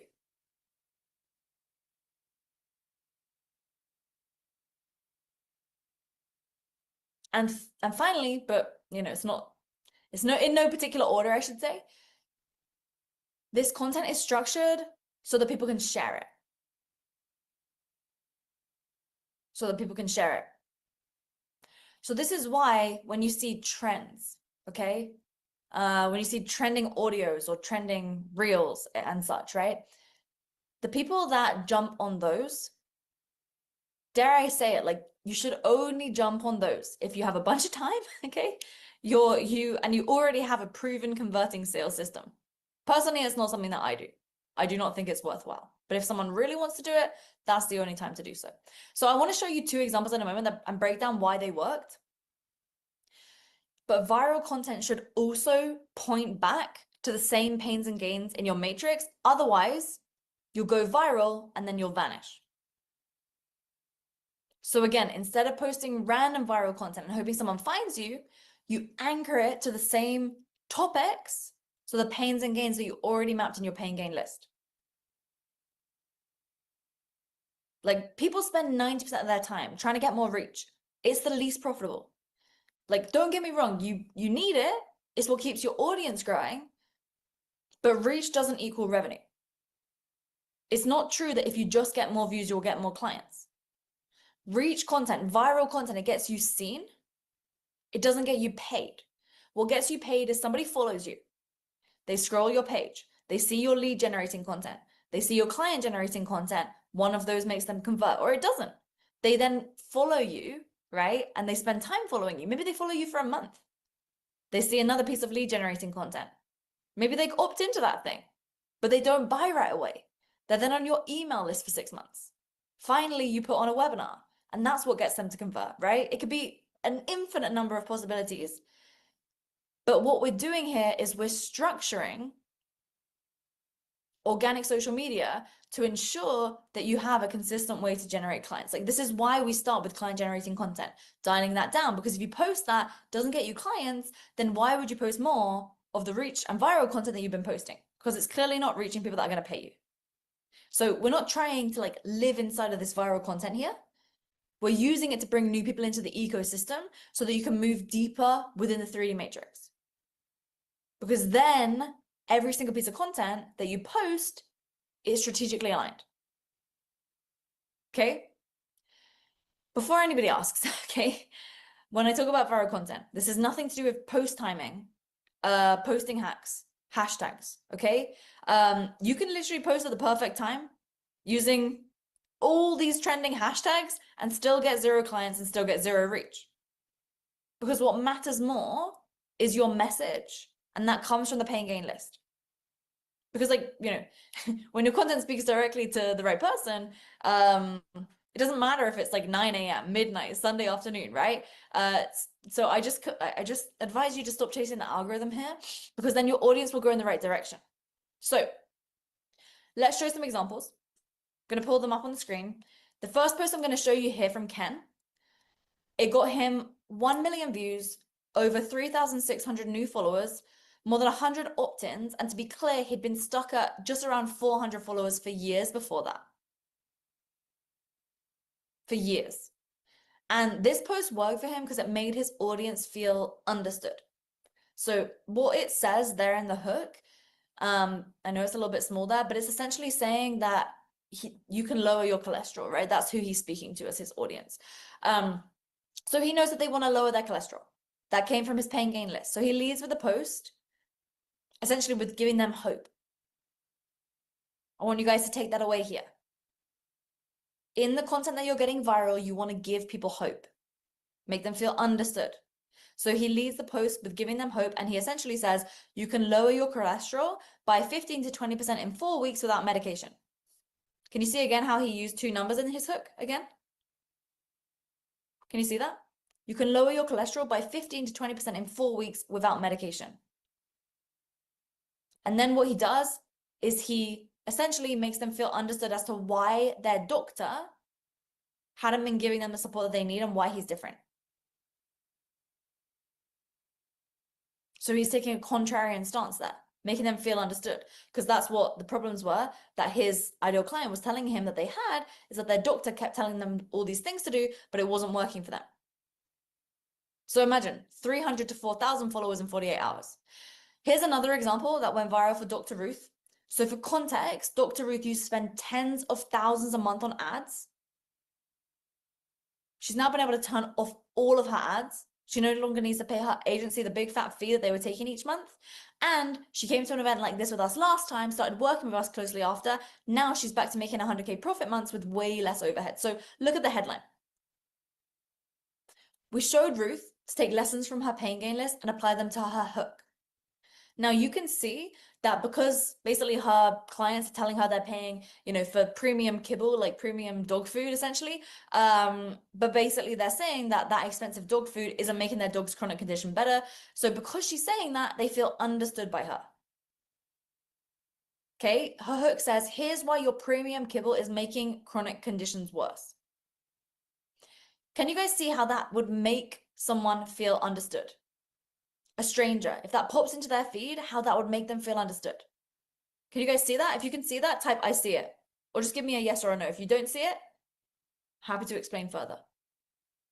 Okay, you guys can see it. Cool. And if you also look at how many leads this got her too, even though this was a piece of content that went viral that was designed to get her new followers, it still got her leads. In this post, because this is a reach post, we don't need to put 2 numbers in the hook. To be clear, all we need to do is make people feel understood. And while everyone's telling you you have to do reels in order to grow your audience on Instagram particularly, it's not true. This post was not a reel, okay? So don't take this like blanket advice that you see that people put out just because they went viral on one post saying that stuff doesn't mean that it's true. I'm giving you guys the real stuff here, the psychology behind this. I've been studying this for more than 10 years, okay? So you need to make people feel understood in your hook. And from there, what you do is you don't put a call to action in every single piece of reach content. In every single piece of viral content, you get them to follow you. You can put a soft call to action, which says like, PS, if you want me to give you the system to XYZ, then comment the word. That's essentially what she's doing here. It's not a hard call to action, right? It's soft. So in your viral content, you want to make it soft if you put a call to action. However, I do not recommend that you put a call to action until you've nailed your client generating content and your lead generating content, and until your viral content is getting consistent reach. The soft CTA would be like, PS, if you're interested in learning how, in learning exactly what your dog should be eating, okay, in order to get healthy again, comment crockpot and I'll DM you the link, right? That would be like a soft CTA. But you guys shouldn't be doing that until your audience is already growing consistently. Okay? Don't start adding call to actions in your content that's designed for strangers, because what's going to happen is it will put them off necessarily following you because they think that they might always get a call to action. Okay? Now, the reason why we build this out in this order, okay, is because we know that the client generating content is what converts. So then as we layer in lead generating content, that's going to speak to the people who are already following you. And then on top of that, we layer in the audience growth content, the viral content, to get more people into the ecosystem that works. We shouldn't try and do this the other way around. Because if we try and get viral without having client generating content down, then, you just won't know if that viral content is actually going to convert. Make sense? Make sense, guys? Yeah? Cool. Fantastic. All right. Perfect. So that being said, okay, I want you guys to imagine this scenario. Okay? Someone you love is about to lose something irreversible. Let's say it's their home. Let's say it's their medical treatment. And the only way to stop it is to come up with 7 posts in the next 7 days. Would you guys figure it out? Would you suddenly move differently? Like, would I don't feel ready still exist for you? No, you would do it, right? You would do it. So why is it that for somebody else you can show up, but for yourself you struggle to do so? I mean, the difference is in the why. Like, that's the fuel. That's what breaks excuses and replaces them with action. So who here hasn't yet made their post, sent their email that we went through earlier, their piece of client generating content? Who hasn't done it yet? Own up for me if you haven't done it. Chanel says guilty. Okay. So I want you to go back to the why. Why did you sign up with us here today? Why did you sign up? Put yourself once for worse. Do it. Send it to me. I will review it. Okay? Get it done today. Take a step forward. Because I want to take a step back and look what we've uncovered today. Because what you believed before we started, I mean, you probably thought things like, I need to post every day and hope the algorithm blesses me. Or maybe you thought, I need a big audience before I can sign high ticket clients.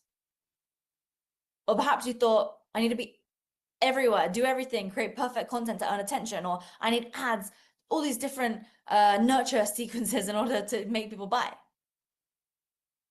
But in your new reality, everything shifted, right? Now you understand that what's really important here is nailing the conversion content, the client generating content. You understand that people don't buy because of frequency and how much you post, they buy because of desire. Because one post done right can do the work of 100 posts. I mean, I've seen it time and time again. I mean, Ken, as the example that I just shared, he posted hundreds and hundreds and hundreds of times, staying stuck at 400 followers, not getting leads. One post got him more than 100 leads and grew his audience by 3,600. Right? So now you know you don't need more content, right? You need your content to speak to the 3 desires that exist within the market. So you speak to the right groups of people, because value is not defined the same way by all the same people, right? Different people define value differently. And throughout the week, your content needs to be mapped to each of those 3 desires. That's what we'll be going through tomorrow when we look at the calendar. Because like most people don't see this. Who here has learned something today that they didn't know before? Type me if you have. Okay? Now just think about, in fact, tell me the major thing that you learned today. Drop it in the chat. What's the major thing that even if you learned nothing else during this boot camp, like this was the major thing you learned? Type it down for me. Because most people don't see what you see. Like you guys are literally ahead of 99% of experts who are still trapped in what I call the post and pray cycle. So you now have a choice, which is path A is you can keep doing what you've always done, keep getting ghosted, keep attracting these freebie seekers, keep grinding for reach while praying someone messages you asking, how can I work with you? Or path B, you can use this shift and implement what I showed you today and finally turn your social media content into a reliable pipeline that brings in consistent clients without ads and without you burning out. Now, the only thing that can stop you now isn't the market or the algorithm or the time. The only thing that can stop you now is you. Or should I say your attachment to the old you, which is the version who believed that more effort equals more income, or who thought that visibility equals demand, or who believed that, you know, value is just keep posting. No. So let me ask you this. Are you willing to thank that version of you for getting here, but not let it dictate your direction anymore? Are you willing to do that? Yeah? Cool. So if that's so, that means you're ready to move from learning to doing. That's what tomorrow is about. Because I mean, I have literally worked with thousands of coaches, consultants, experts. Some went on to build 50K, 100K, even 300K months from social, whereas others never got beyond a few random inbound leads.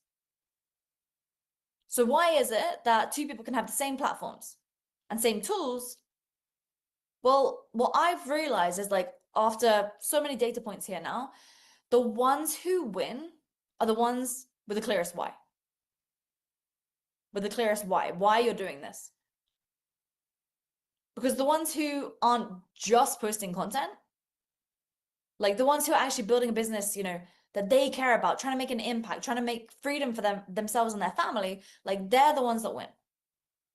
So I have a question for you, and I want you to be completely honest, right? Do you believe that you are capable and deserving of building a business that brings in consistent clients? It's a simple answer, yes or no. Do you believe that you're capable and deserving of it? Because like after this session, the final piece of homework that I have for you for today is I want you to write down your why. You could even do it just right now. Just write down one word, even if it's just one sentence. Because that why is what's going to separate the people that watch this, who come here, who are here with me live right now, and then kind of forget about it, versus those who use this to completely rewire their income and identity. Now, before we close today's session and get into the Diamond VIP Q&A, there really is one more thing that you need to understand that 99% of others don't ever realize, which is there is a timing window in this market that almost no one is recognizing until it's too late. Just think about, I don't know, Instagram in 2014. I don't know if anyone was posting on Instagram back then for their business, but like back then you could post once, reach thousands of people for free. And the people that moved early, like they built massive brands, huge audiences, and entire companies off of it because the timing window was open. Whereas today, people spend thousands a month trying to buy the reach that the early adopters got for free. I mean, why is it? It's the same platform and even the same market with a completely different outcome. Well, it's simply because the window closed. So right now with AI and social media, we're in that same early window moment again. And the people that move now are going to look in a level of advantage that will not be possible in 2 or 3 years from today.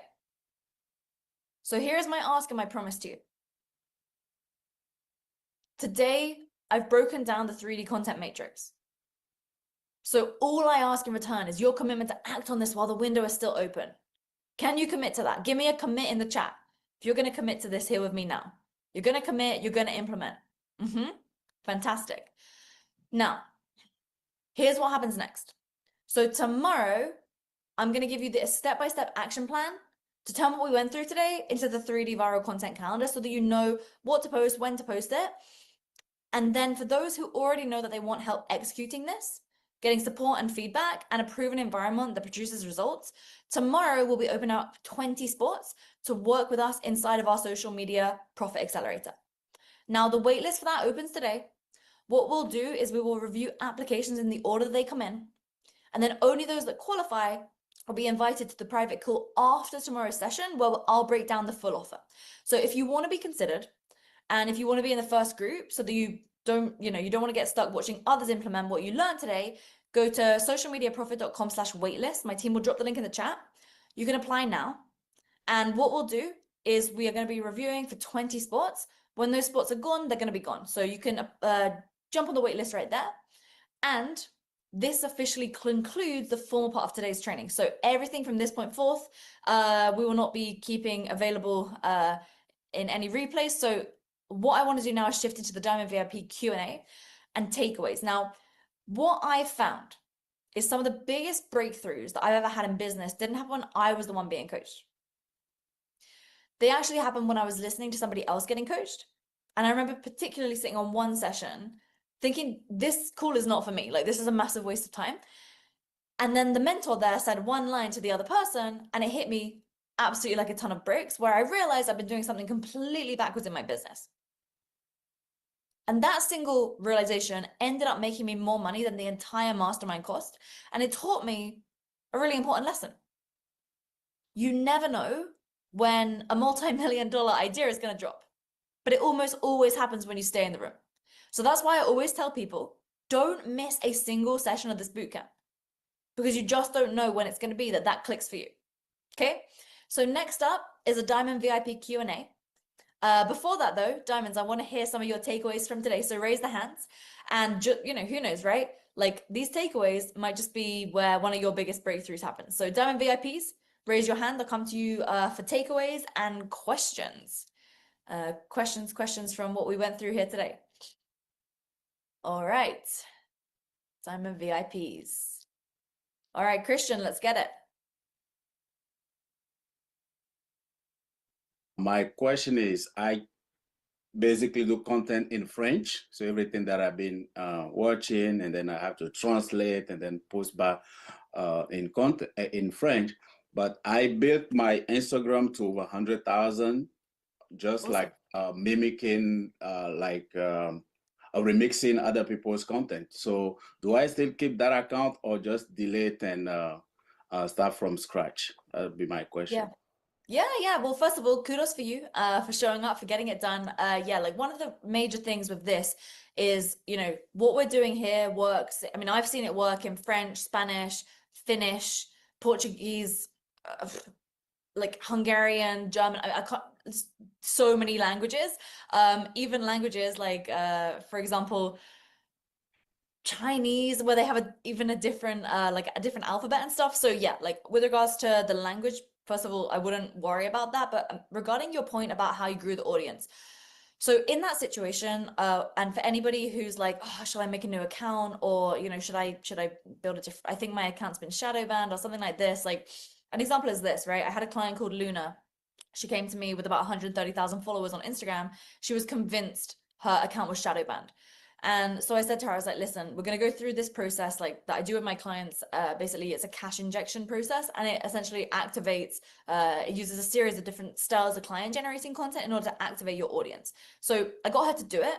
And lo and behold, the first story she posted on Instagram got more than 1,000 replies, made her $32,000. So I share that to give you context that what I would do in your situation is I would post the client generating content on your feed and on your stories on Instagram that you mentioned just there, and essentially see how the response is, like the data, see what the data looks like. Because for example, if you get a bunch of leads coming through, right, and those leads end up becoming sales conversations, and even just one of them converts into a client, I wouldn't necessarily say that you would need to create a new account. However, another situation that I had is I had another client who had about 180,000 on Instagram. He had built his audience with some weird growth bot or something from years ago. And basically we posted the story and he got nothing.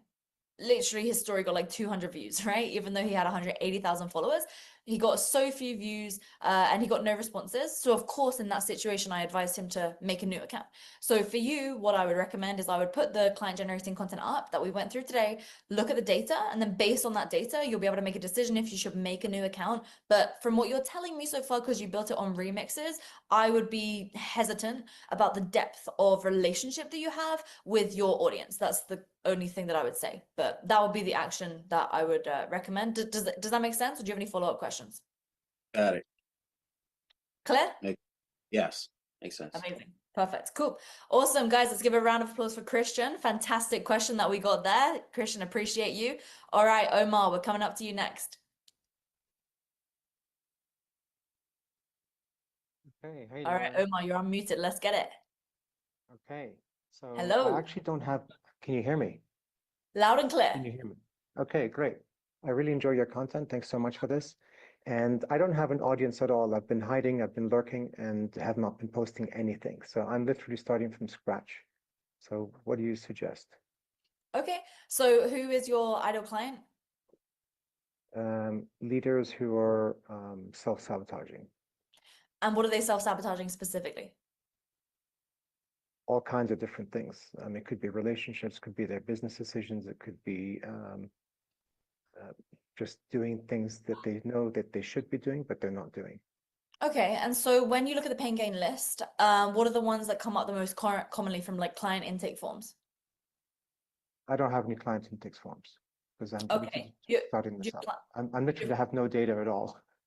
Do you have clients? No. Okay, so you're getting started. Okay, so yeah, like with that being said, I think the major thing that you mentioned to me just there, because we've worked with a bunch of clients in essentially executive coaching, leadership coaching, and so on and so forth. The major thing that you're going to have to consider is like, there's obviously, the concept of niching, and I think a lot of people kind of do niching wrong. I think they're too focused on the like avatar, like leaders, but that's kind of just like, that's just one way to define a niche. Like I like to kind of both like horizontally and vertically niche, so you're left at like an intersection. So while you're working with leaders, what you want to figure out is essentially like the outcome, the problem that you're looking to solve for them. So because if it's all different types of varieties of problems, you're going to struggle with creating your content. Right. So as an example, let's just say you're working with leaders who, let's say they're in a C-suite position and, they're struggling to keep up with the workload. And so they're really, really burnt out. Right. As an example, that would be a much clearer problem that you're solving. So I think the major thing, Omar, that you're going to have to do is I would look to think out of all the different problems that you could solve for them, what one do you feel the most qualified to help with?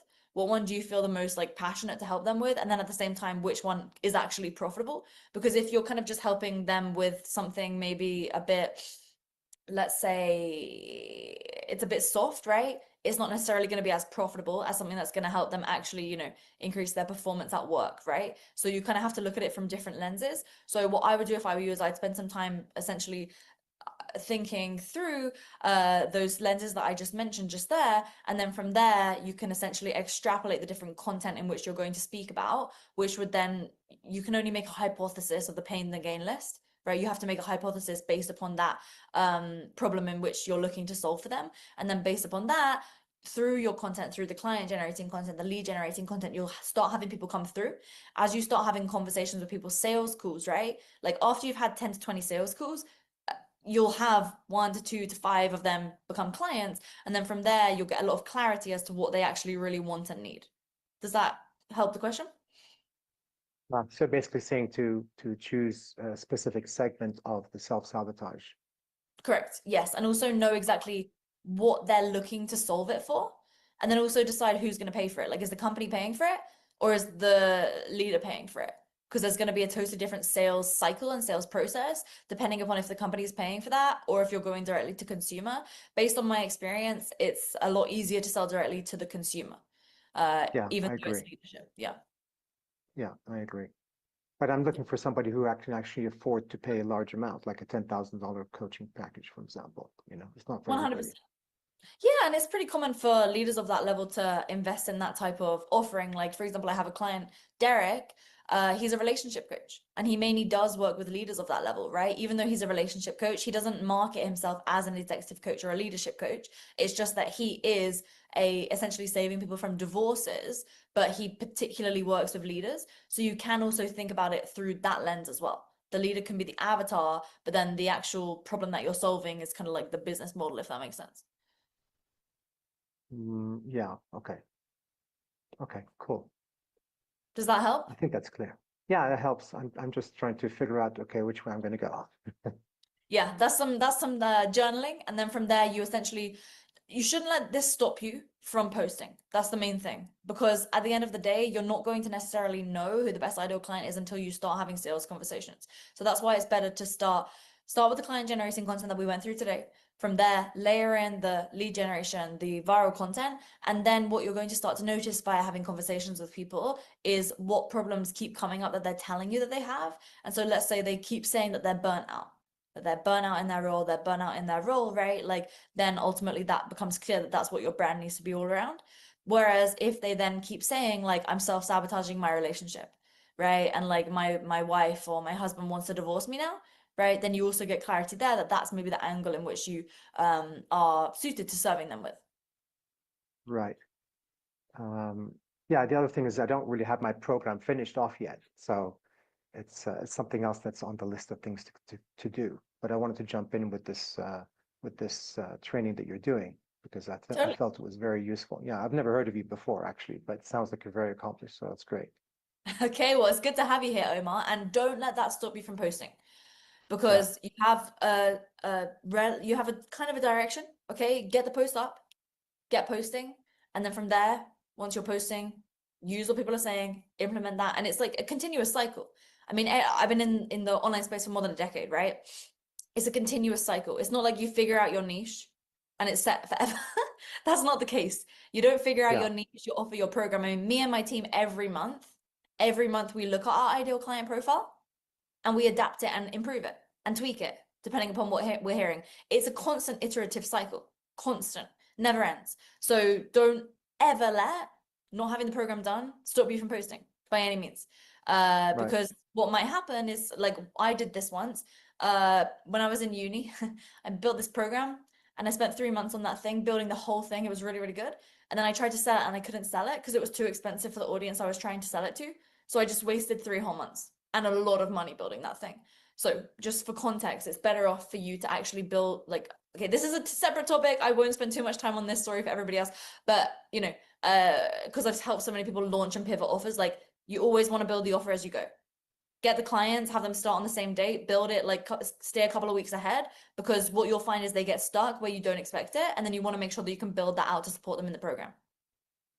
Right. So I can have a structure, but then not actually create the content, but just kind of have 2 weeks ahead, create content 2 weeks ahead, and then adapt it as I get more people responding or commenting. 100%. Yeah, Right. 100%. So then my last question, I don't want to take up too much time, but I have a Facebook account which has got a different name. It's a pseudonym. It's like a pen name on Facebook, and then my real name is on LinkedIn. So how would you suggest I go in with that? What strategy do you suggest I use? Yeah, it's just very simple. Across all platforms, you just always want to have the same username because it's kind of like branding, right? It would be super weird if, let's say, Walmart was called, I don't know, groceries on Instagram, and then it was like walmart.com, right? You'd be super confused. So you just want to make sure that you have the same username on every platform for sure. Okay. Okay. Cool. Thank you so Cool. much. All right, guys, let's give a round of applause for Omar showing up early. We love that. Very, very cool. All righty, next up we have Cliff. I'm coming to you, Cliff. All right, unmuted there.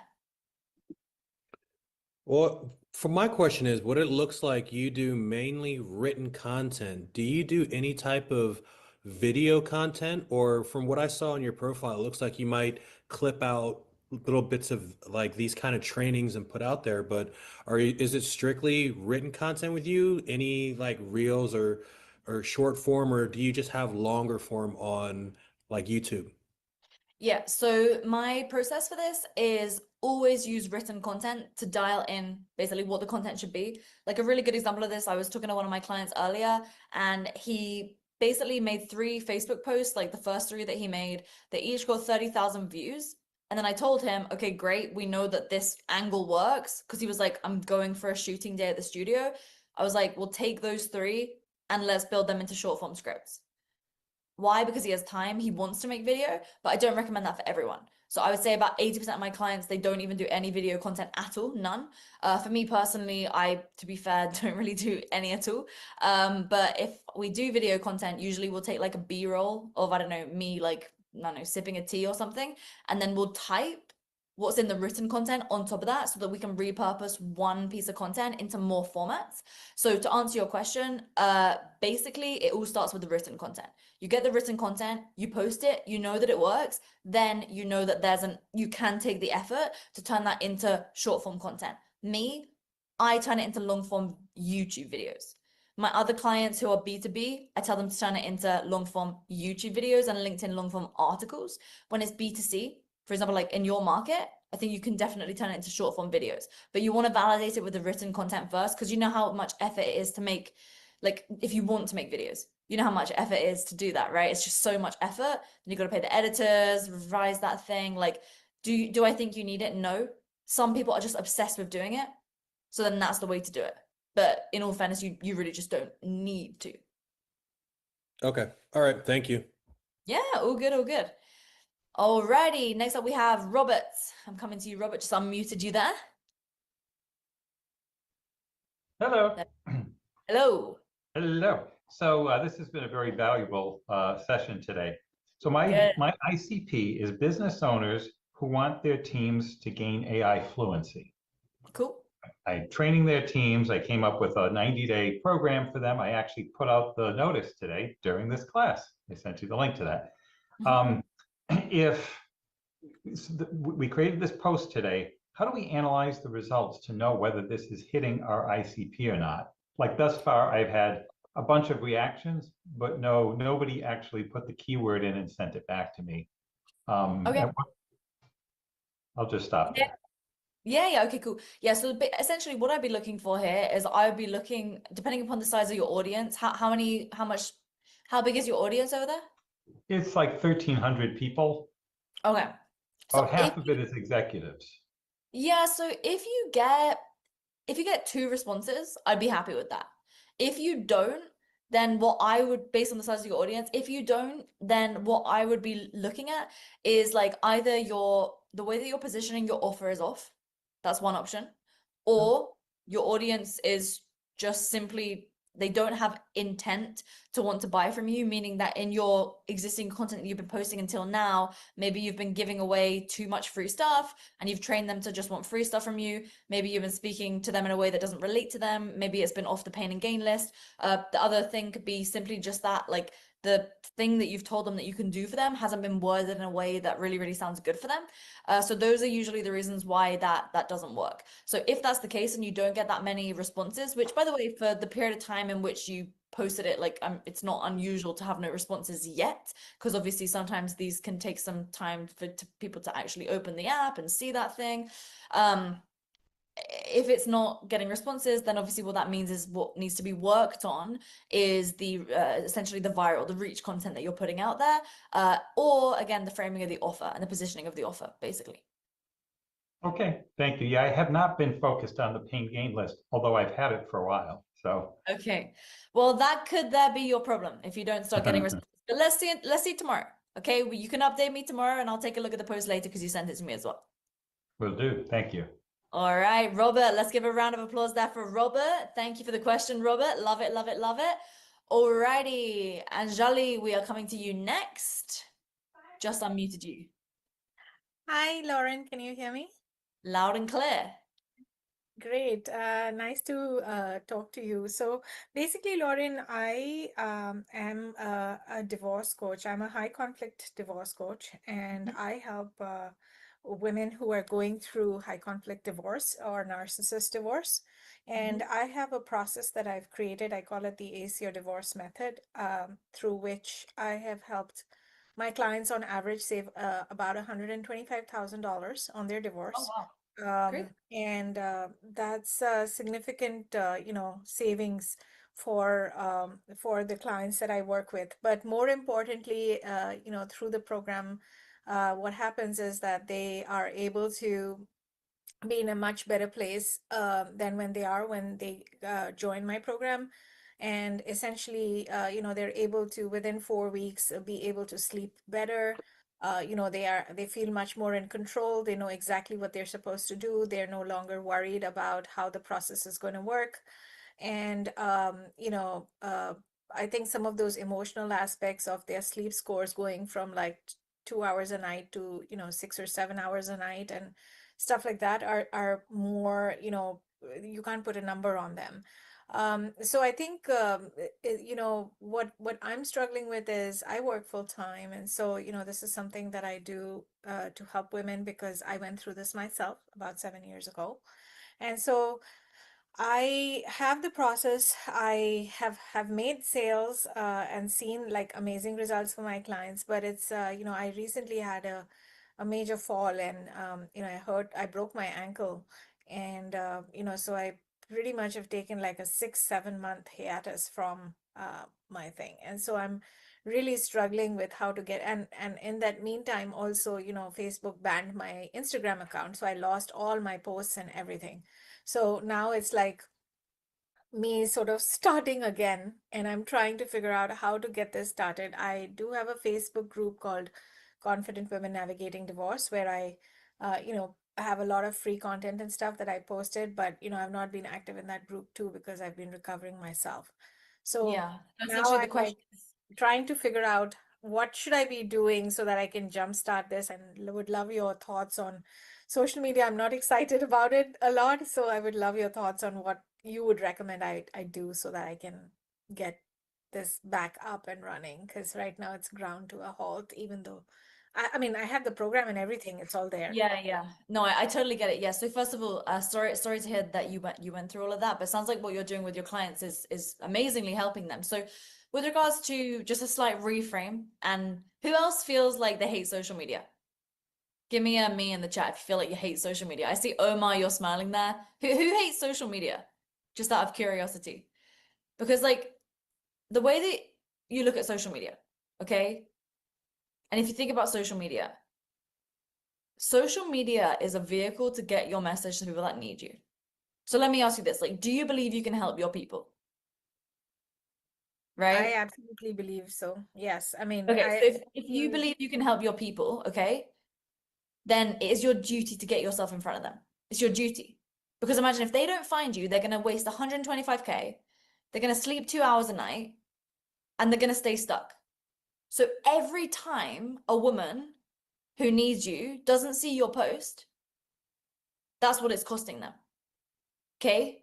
So then for you, you're simply showing up and serving, right?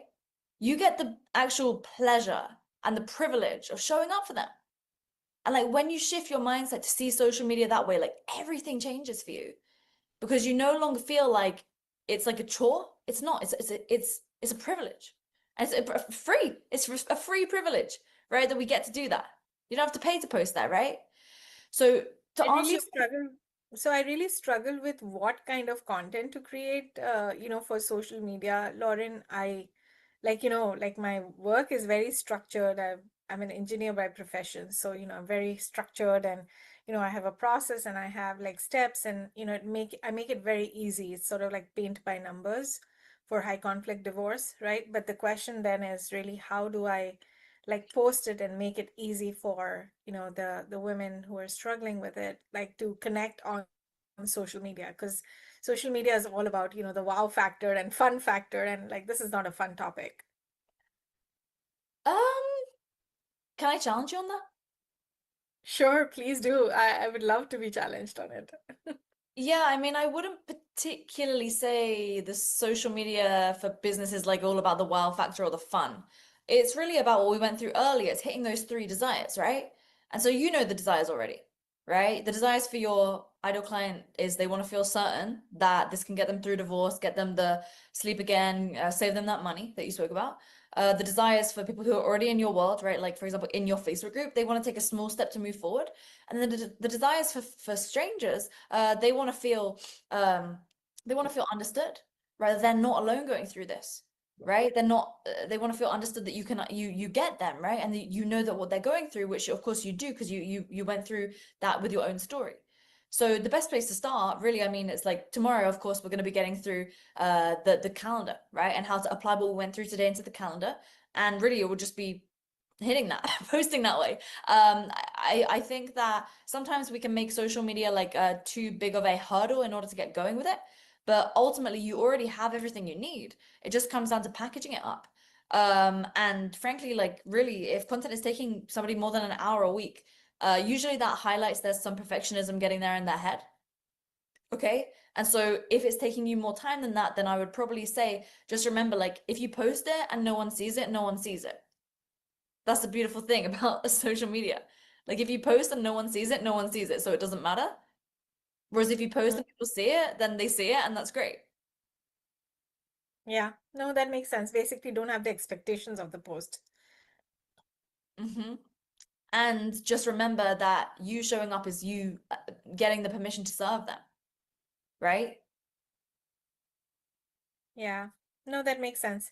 Thank you for that reset. I think that's the I basically put too much pressure on myself and my post to say, hey, it has to be the right thing and it has to be perfect. What you're saying is just post it and let it go. Correct. And then And post the next thing. exactly, because not one post doesn't have to do everything, right? One post just does one thing. It speaks to one person. Doesn't have to do everything all in one post. Right. And so the 3 kind of posts that you talk, like, is it your audience, or is it like a viral, or is it like okay, got it. Yeah, 100%. Does that cut that? I feel like for you, it's more of a mindset hurdle. Yeah, I think I struggle with the ideas of, like what should I post? Because I think that's where I think if I see it, then I can do it. But maybe that's what I struggle with, and writing out a whole bunch of stuff. So But also you have to remember, right? You already have clients, right? So you have the pain gain list. That's your source of content. That's how you get content ideas. Same for everybody. That's the new source of content ideas. Beautiful, right? Imagine you don't need to sit there trying to figure out what to post again. Boom, got the pain gain list. Right. And the pain gain list from my existing clients would be through what they're telling me they're struggling with, basically. Correct. So Yeah, when they first signed up. Got it. So just Yeah. use that to talk about that itself. 100%. Got it. I think Yeah. some light bulbs going off here. It's okay. Good. I'm glad. Thank you so much for the great question, though. And Thank you. no, absolutely. I appreciate it. Okay, let's have a round of applause. That was a fantastic one. I love that one. Always love these Diamond VIP Q&As. All right, team, if you can just message me, let me know who's next. I see a few hands raised here. So team, if you can just shoot me a message so I know who's next. I go to Ravi. I see you at the top here. Ravi just unmuted you there. And team, if you could just make sure to send me a message. Ravi, what's your question? Good to see you. So for context, our ICP is tech executives, entrepreneurs, and high-income professionals who want to legally slash their taxes and build wealth through real estate investing. So it's really high ticket offer, high-income professionals. And looking to grow on Facebook. So LinkedIn is our main channel, but we have about 5K followers on Facebook. But a lot of our posts don't get engagements, right? Like the likes, the comments. We've tried a range of content styles, including a lot of the posts examples that you shared today. Obviously, there's always room to improve, and you've shared some great insights, but I'm wondering if there's other tactics that we can use to grow our audience and get seen by the right target. If we should try like paid ads or maybe DM and connect with some other people in relevant Facebook groups, or looking at people who are engaging with competitor posts. Yeah, just looking to continue to evolve our strategy and grow primarily on Facebook right now. Yeah, so I would say obviously because you guys are VIP, right? I'm gonna do the roasting and auditing your socials on the bonus day. So that would be obviously one major thing where I can pull that up on my screen and take a real look. But to answer the question with regards to like, are there any tactics or any things like that that I recommend on Facebook specifically? No. I actually do not think that any of these tactics, engagement groups, any of this stuff is a good strategy. No, I really think it's a very bad strategy. You want the content to do the work for you. I know on LinkedIn there's a big kind of culture for doing certain ways of engaging and so on and so forth. But what I found is that actually not doing that can lead to building kind of a more sustainable audience and an audience that does end up purchasing from you. Because while maybe those strategies could get a lot of reach, they don't necessarily get the reach from the right people, and they don't necessarily convert into sales, right? So my thing is always focusing on what's going to convert into sales. So I would say the major thing is I'll pull up the Facebook when I do the audit of your guys' social media then, and just avoid avoid all that other stuff that you mentioned. With regards to paid ads, obviously we're talking organic social on this workshop. I do obviously have a lot of experience with paid ads and work with many clients who are spending a good amount on ads, especially in my inner circle. But I would just say, obviously that's a totally different strategy that we're talking about when it comes to ads. It's a totally different branch of the business. So, it would just be a totally separate thing that you guys would be looking to do. But if you can't already get organic converting into revenue, into sales, like I would certainly not recommend trying to scale ads, because you'll essentially be paying to amplify a problem that you've cannot solve organically. So it ends up just being like a very fast way to waste a bunch of money. I just unmuted you then because I want to make sure that answered your question. Yeah, no, I think that's helpful. I think we're just, still learning how to message the right way, and that's why we're in this session. And I think, the roasting the post will be some good direct feedback for us as well. Thanks. 100%. Awesome. Absolutely. Okie dokie. Team, who we got next? I can see, let's see here. All right, let's just see on my screen. Okie dokie. Perfect. Anastasia, just unmuted you there. Alrighty, fantastic. Hi. So, Hello. hi, can you hear me? Yes, loud and clear. So guys, when we're doing Diamond VIPs, when we do questions, let's do something. This is gonna be great. Let's do like, my question is boom, and then tell me the question. And guys, if I need more context, I'm gonna dig deep, okay? So let's get it. Let's get it. I think my question is really like, I've been posting for many, many years for my business. It's in real estate. I don't know how do I increase my follower base and my client base, basically. The thing is that my follower base is so small. I don't quite understand how can I actually reach out to people who actually need my services. So I want you to kind of shift the way that you're thinking about it. And instead of you reaching out to them, you want them to reach out to you. That's the first thing. Okay. So with regards to like your audience isn't growing and so on and so forth. Did you already post the client generating content that we went through earlier? Did you post it? We've been posting a lot. I'd never thought of it as like client generating, lead generating, and viral before this. But there are some of the posts that I'm seeing that would be relevant to people who would want to buy. I'm in land. So, but and we've been doing it for now more than 4 years, 3 years. So it's not like it's a short-term thing. But for some reason, I've never had even one sale from my posts, not even one.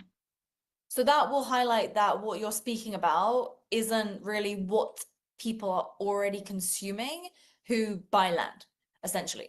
So a good example of this, somebody I know, essentially their content is also about land and so on and so forth. And instead of speaking about land, they speak about getting rich via investing, right? So can you see how you're potentially just maybe tackling it too head on? I see people in real estate do this a lot. They'll speak about, you know, their topic, maybe just a bit too bluntly, when really they need to zoom out and look at the overall goal that people have, right? The overall gain, right, from the pain gain list. And they need to speak about that. And then they just, you know, conveniently angle their topic as, you know, the solution to the problem. Obviously, when I do the VIP day, on the bonus day, I'll pull up your socials and I'll take a look and I'll tell you exactly what to change. But based on what you told me just there, that's usually the reason why, you know, if you've been trying for a really long time, it hasn't been working. It's because you're probably speaking in too much jargon in which they don't really understand. I mean, we've tried quite a few different things actually, from inspirational to educational to actually posting properties and to actually, like, so yeah, I don't know maybe I'm truly missing that hook but then I thought it was only going to my followers on my webpage, but you're saying that it can go beyond my followers. That's what I'm not quite understanding how. Yeah, so essentially the way the algorithm works, okay, the way the algorithm works is when you put out content that speaks to people who are a good fit for what you're talking about in your content, it will reach them. It will reach them. So essentially, I would say, okay, so let's do this. I think because this is a very kind of tactical thing where I need to look at your social media, are you okay if we save this for the VIP day? Just because I feel like what I need to do is like review your social media, which is what we're doing on the VIP day. This Q&A is kind of more about like what we went through today. So what I'd ask you here is, did you do the pain gain list today? Did you get that done? Partially. It was too quick for me. Okay, cool. So what I would do is I'd spend another period of time today filling that out, okay? And then make sure that moving forward, all of your content ideas are coming from there in their own words, right? And try and speak as closely in their own words as you can, rather than speaking in like your own words, as an example. Because yeah, usually when you show properties and so on and so forth, it's not the angle, right? It's not packaging what you do in a way that's going to make people follow you. If you think about why people are going to follow you, right? It's because they want to receive an outcome or solve a problem. So for example, like if you're showing properties or something, it doesn't really help them necessarily do that. Instead, why are they investing in land? Maybe it's passive income. Maybe it's to build generational wealth. Maybe it's financial freedom, right? Maybe it's because they want to take their income, invest it, and then have a hedge so that they can quit their job, right? I don't know. That's obviously what you know from your clients, right? And so depending upon that and the client intake forms that you've got and the clients that you've worked with, you can then build your pain gain list. And that can be how you get content ideas. Okay. All right. Yeah, maybe we were just cookie cutting it, like, okay, we're gonna do this motivational, we're just gonna do this topic, and then, but yeah, none of them really have generated even, I would say, even a lead, forget a client. Wow. Yeah, because you have to remember, like, whenever you see those kind of cookie cutter things like that, right, they've never told you about the 3 different desires, have they? Right? And so obviously from there, it's not going to convert into the reach and the clients that you want and even the leads. So when it comes down to, you know, motivational content, inspirational, etc., right? Like this isn't necessarily like the right thing for that ICP, like the ideal client that you're serving, the ideal client profile, right? They don't need motivational, like inspiration, right? They already know what they want. They don't need to be motivated or inspired to do that, right? So like when it comes down to our content, we have to make sure that we share stuff that's relevant for our people. Otherwise, you're gonna become a generic brand, right? And so I would just say that probably up until now, you've lacked a strategy. And that's okay, right? Obviously, like I'm sharing stuff with you here that can help get you towards that. But getting back to the main thing, I just think that you need to get really, really clear on the pains and gains, and also the desires of each of those 3 different ideal clients. Okay. All right. Thank you. Cool, cool. Alrighty. Thank you so much. Perfect. Okay, let's give a round of applause there. All right, next we're coming to Chanel. Okay, so let's do my question is, and then tell me what your question is. And then if there's more context I need, I'll let you know. All right, Chanel, I just unmuted you. All right. Hey, it's so good to chat to you Good to see after. Can you hear me? Yeah. Yes, loud and clear. Good, all good. Also coming in from South Africa at the moment. So, okay, so my question is, I've had a following and I used to do launches. I used to help people with launches.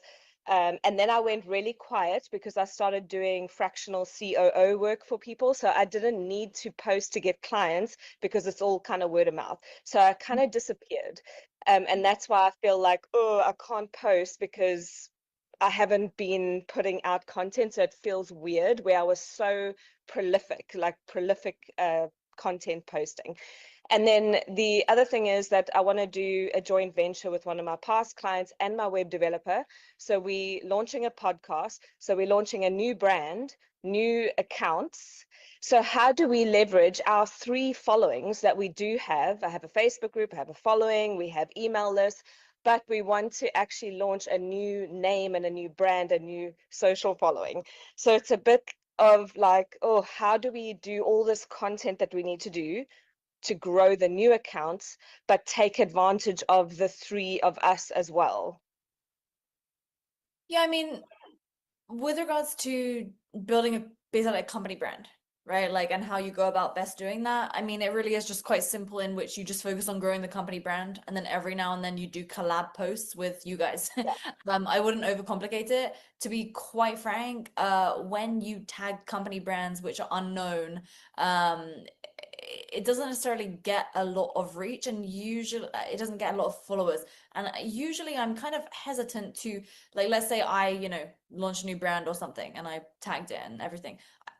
I'm kind of hesitant to do that because I want to grow the account with its own followers that found it through its own content. Because otherwise what ends up happening is, like, let's say I'm pumping like a company page and like a bunch of followers go there day 1, right? But then they're not really interested in it. They're mainly interested in my content.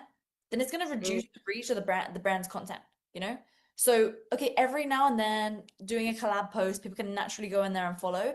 But if you put a post being like, follow my new company, right? A bunch of your friends are going to follow it, but then they're probably going to mute it, right? Because they feel like they're just doing you a favor or something like that. Like, I did this in the past and I just have experience with that. So that's why I'd recommend just grow the company page with content using what we went through today. And then from there, every now and then do collab posts if it makes sense. Okay, yeah, because we're going to launch a podcast. So I think the podcast reel, we can that we could do as collaboration posts, so that our followers, if they're interested. Okay, I know it feels so daunting to start from scratch, but yeah, I guess that's what we have to do. Okay, 100%. thank you. Yeah, absolutely. Great question. Thank you so much, guys. Let's give a round of applause for Chanel.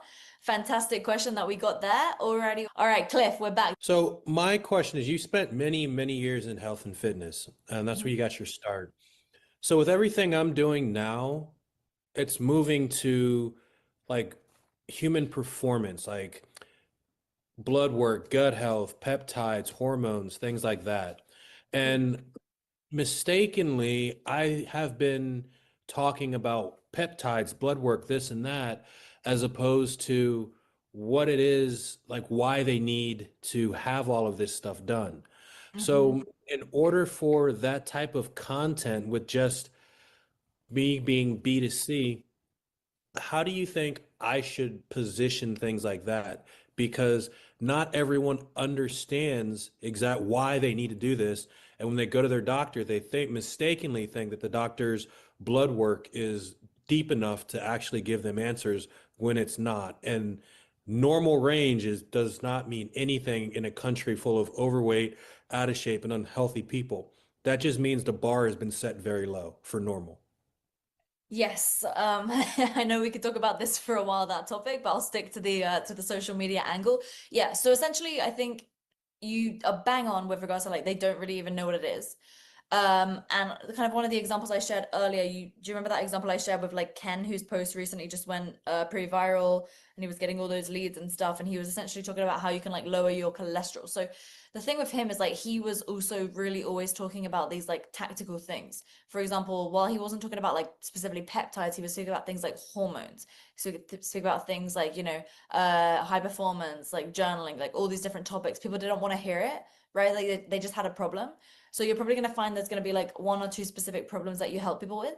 So let's just say, right, it's like elite business owners who are at a point in their business whereby, they're stuck at 7 figures. They want to crack through to 8 figures, manage their team, be able to do all the things, do fitness, so on and so forth, right? Like they want a high performance coach to get to that next level. They're probably, as you mentioned, like not necessarily thinking about peptides. They know that blood work is important. They know that they should do it, but they don't know what to do like next, right? So essentially what I'd be doing is I'd be looking like exactly at what are their, problems that they're actually struggling with, like what do they really want? Because from there you can extrapolate the content. And most likely, like, how I went through earlier, like there's this content that's like social media content, this content that's for clients, things like peptides, things like, I don't know what exactly you're doing with them, but I see some other people talking about like doing parasite cleanses, stuff like that. That's like the client content. Whereas on the social media stuff, you're speaking about what they actually really, really want. Do you know exactly what they want? Make to have more energy, to mainly is like the main thing that I speak to and will be speaking to is low testosterone for men, because that's an issue that they just think that they're getting older and they think that you're supposed to age like milk, but you're not supposed to. So it's about getting them to understand that it's your lifestyle choices that have gotten you to where you are. But most people don't want to hear about what I've done wrong. They want to hear about, and that's what I've been doing, like telling people you've done this and you shouldn't do that, and they feel judged, in my Yeah, they feel opinion. judged. Yeah, so 100%, Mhm. 100%. Yeah, so then but again, like I would potentially even challenge you with that really being the angle, because I would assume that like, okay, while some of them know about testosterone, right, it's not necessarily going to be the thing that moves them. What's going to move them is like, let's say they've been running a business for years, as an example, right, and now they can't operate on the level that they used to. The energy's dipping, whereas it couldn't before. It didn't dip before. They've got every area of their life together except their health and fitness, right? It's more thinking through the lens of like what's actually going on in their mind versus what you know is real for them. Mhm. That's something that everyone should be applying, right? What's going on in their head, not what you know is true. Because what you know is true is what you do with the client, but what you put on social media is what's going on in their head. My issue is I'm diagnosing the problem, but I'm not, and all they see is a symptom. Correct. Exactly. They just don't care what the problem is because they feel the symptom, and that's what's causing them pain. Okay. That's where I've been making the mistake, is I'm telling them what the problem is that's causing the symptom, but they're not putting the symptom and the problem together. They just know it's a symptom and they want to stop it. And I have to put it in language that they understand versus trying to explain why it's this when they think it's that. Nailed it. Okay. Correct. Yeah. All right. Now I'll be able to make some adjustments because I know exactly what the symptoms are. Okay, cool. Thank you. Very, very cool. And so for all of you Diamond VIPs, remember, I'll be doing the audit of your socials on the bonus day as well. So, guys, and then tomorrow, as we did today, we'll be getting started right on time. You guys cannot miss tomorrow. We'll be going through how to apply what we went today on a content calendar, plus a bunch more good stuff. So show up on time. Remember, being early is late, okay? So we're going to end today's session with an interview with Gordon, who was super skeptical when I showed him what I shared with you today. So what we'll do is we'll jump over to that now. Tomorrow we'll be going deeper. And again, if you want to jump on the wait list, it is socialmediaprofit.com/waitlist. If you're interested in seeing the offer that I have put together for 20 people to work closely with me and my team in our Social Media Profit Accelerator. All right, we're going to roll this now, and I'll see you tomorrow. 60K plus months.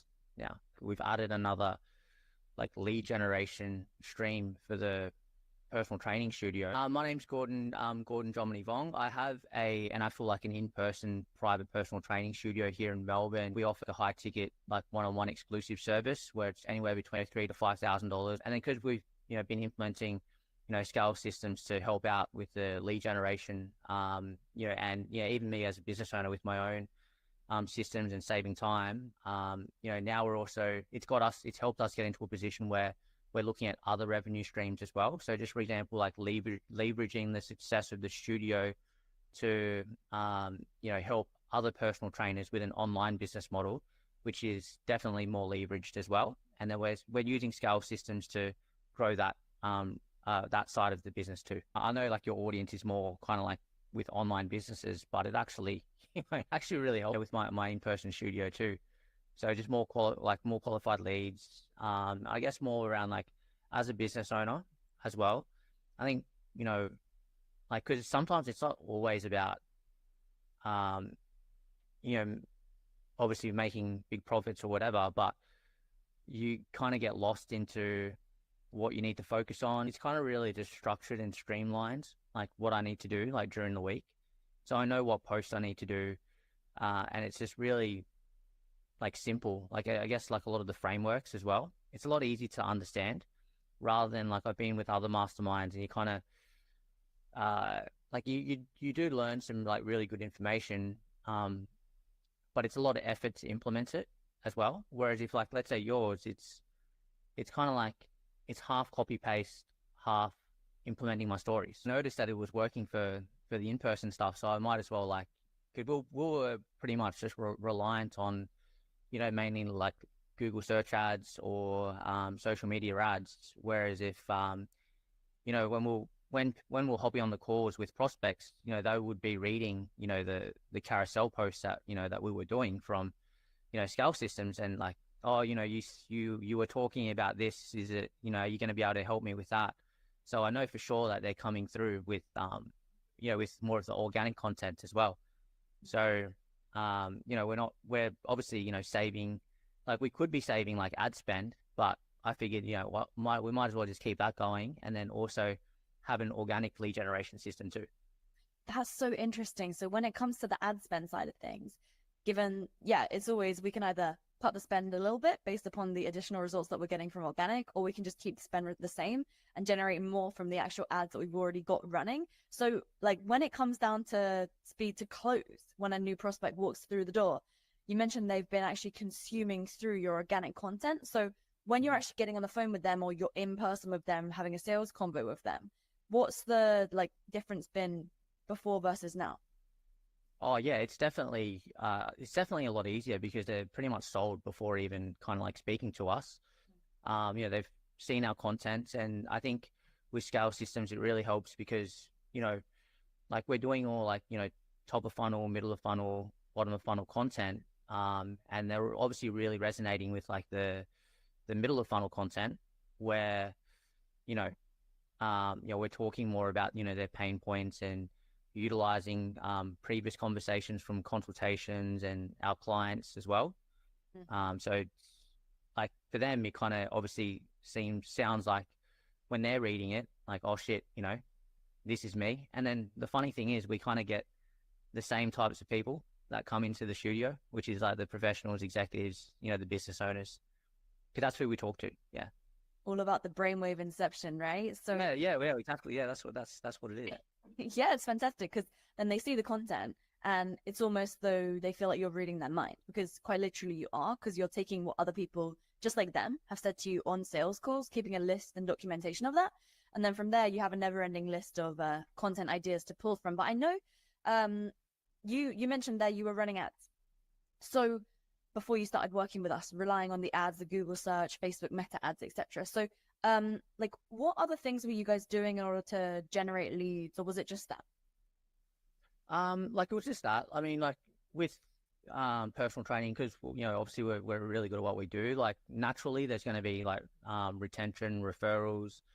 Like with an in-person studio, like there's always going to be people that will just walk the street and walk past. So I guess they're some of the things that we were doing. or that will just come naturally.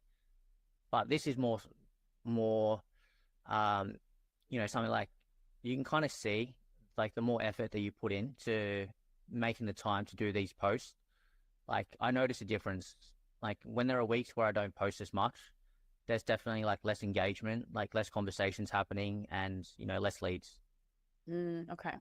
And so that's for the in-person business and the online, right? So Yeah. or just for one. That would be, I'd probably see the patterns happening with both. Got it. Okay, cool. And so like what made you actually want to start with organic social media?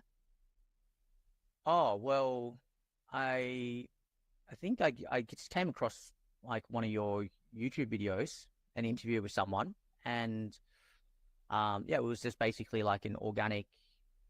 I think the keywords were just like organic systems, and obviously having something to do with like lead generation, and we were just trying to get like an extra like 1 to 2%.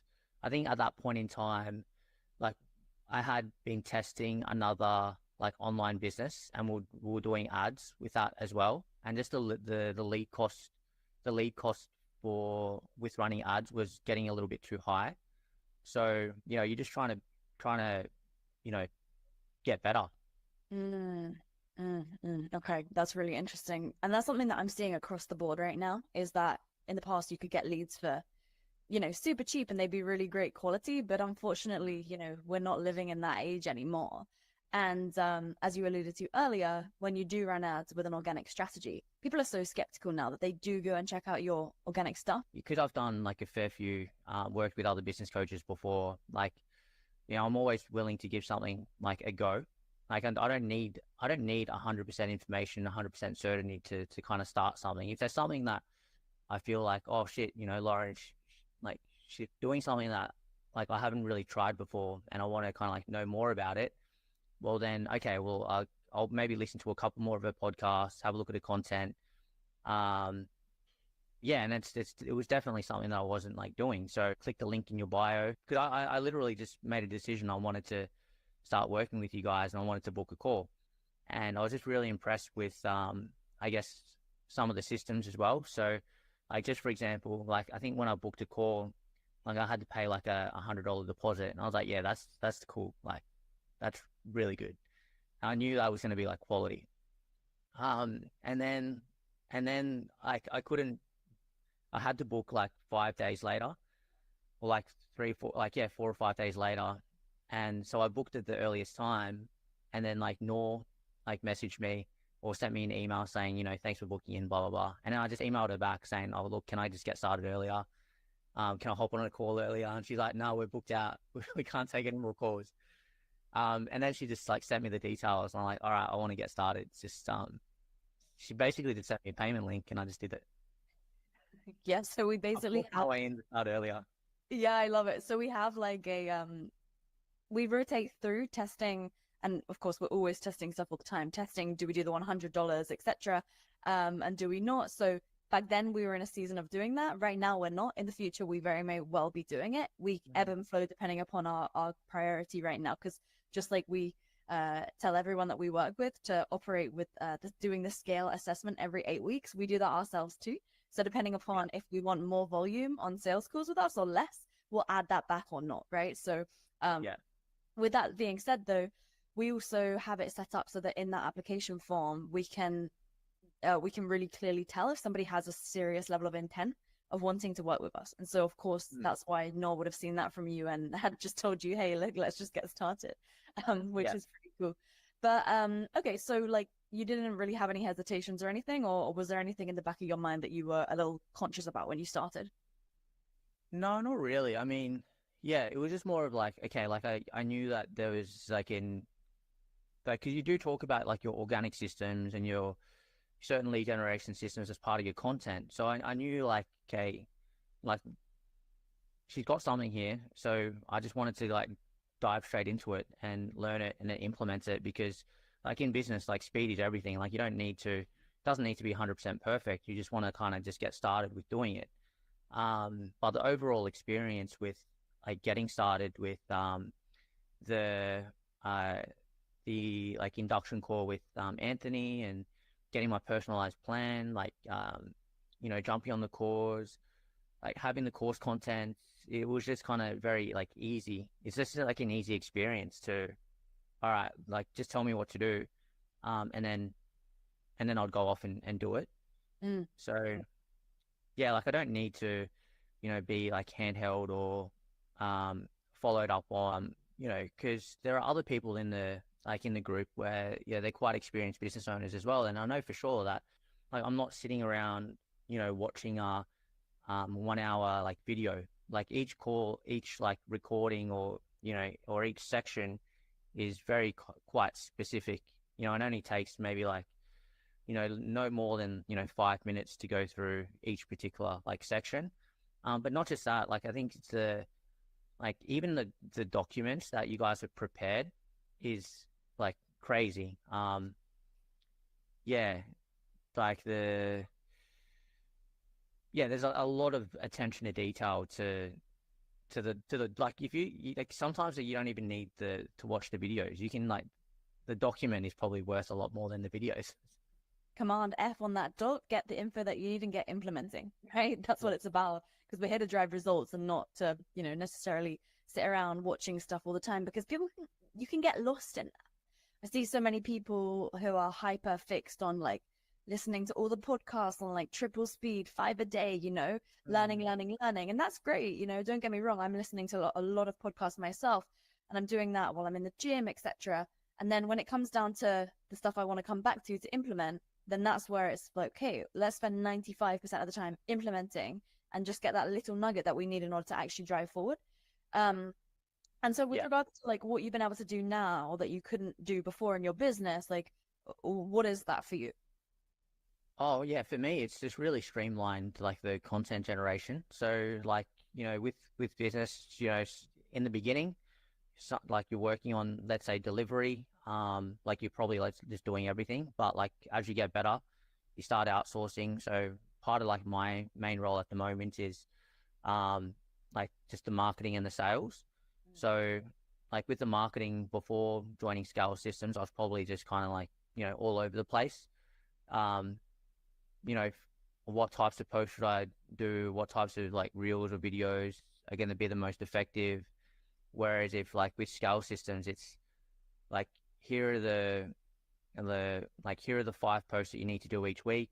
You know, you can easily bust them out within, you know, 1 to 3 hours of creative like writing time, which I think is really important. That, you know, because with the copywriting, like, you know, if you're telling the story, like you're going to have, it's always going to be a lot more powerful as well. But not only that, with the creative side of things too, you're really helpful. So, you know, with the templates, you know, providing the examples of like what types of reels to do. So, and you're literally like, you're just getting like, you know, what works, because, you know, you or people in the group, they're posting things like, okay, look, this is what's worked for me. This got me like 50 leads this week. Well, then I'm like, oh, okay, well, shit, if they got 50 leads, well, I'm going to do a post that's similar to that. 100%. So like it takes you 1 to 3 hours a week. Now, if someone was thinking about potentially hiring a like social media manager versus joining Scale Systems, or maybe not a social media manager, a ghostwriting agency, or AI, or a copywriter versus working with us, like what would you say to those guys? You got to learn how to do it yourself first. Otherwise, I've hired marketing agencies like before. And I still don't have marketing agencies just because they're just never going to understand the business, like the inside of your business as well as like you do. Not only that, but the like your target market as well as you do, like as well. Like especially if you are selling kind of like high ticket, or if you've got like an online kind of like niche, like you're going to understand them a lot more. But yeah, it's just the way that you teach how to like do the copy, and the post for how to like do the copy, and the post for top of funnel, middle of funnel, bottom of funnel. Like yeah, you don't really like, you're not going to get that from a regular like marketing agency. So it's actually better that you like learn how to do it yourself first, and then you can potentially like outsource it. But yeah, like even me to this day, like it doesn't take a lot of time.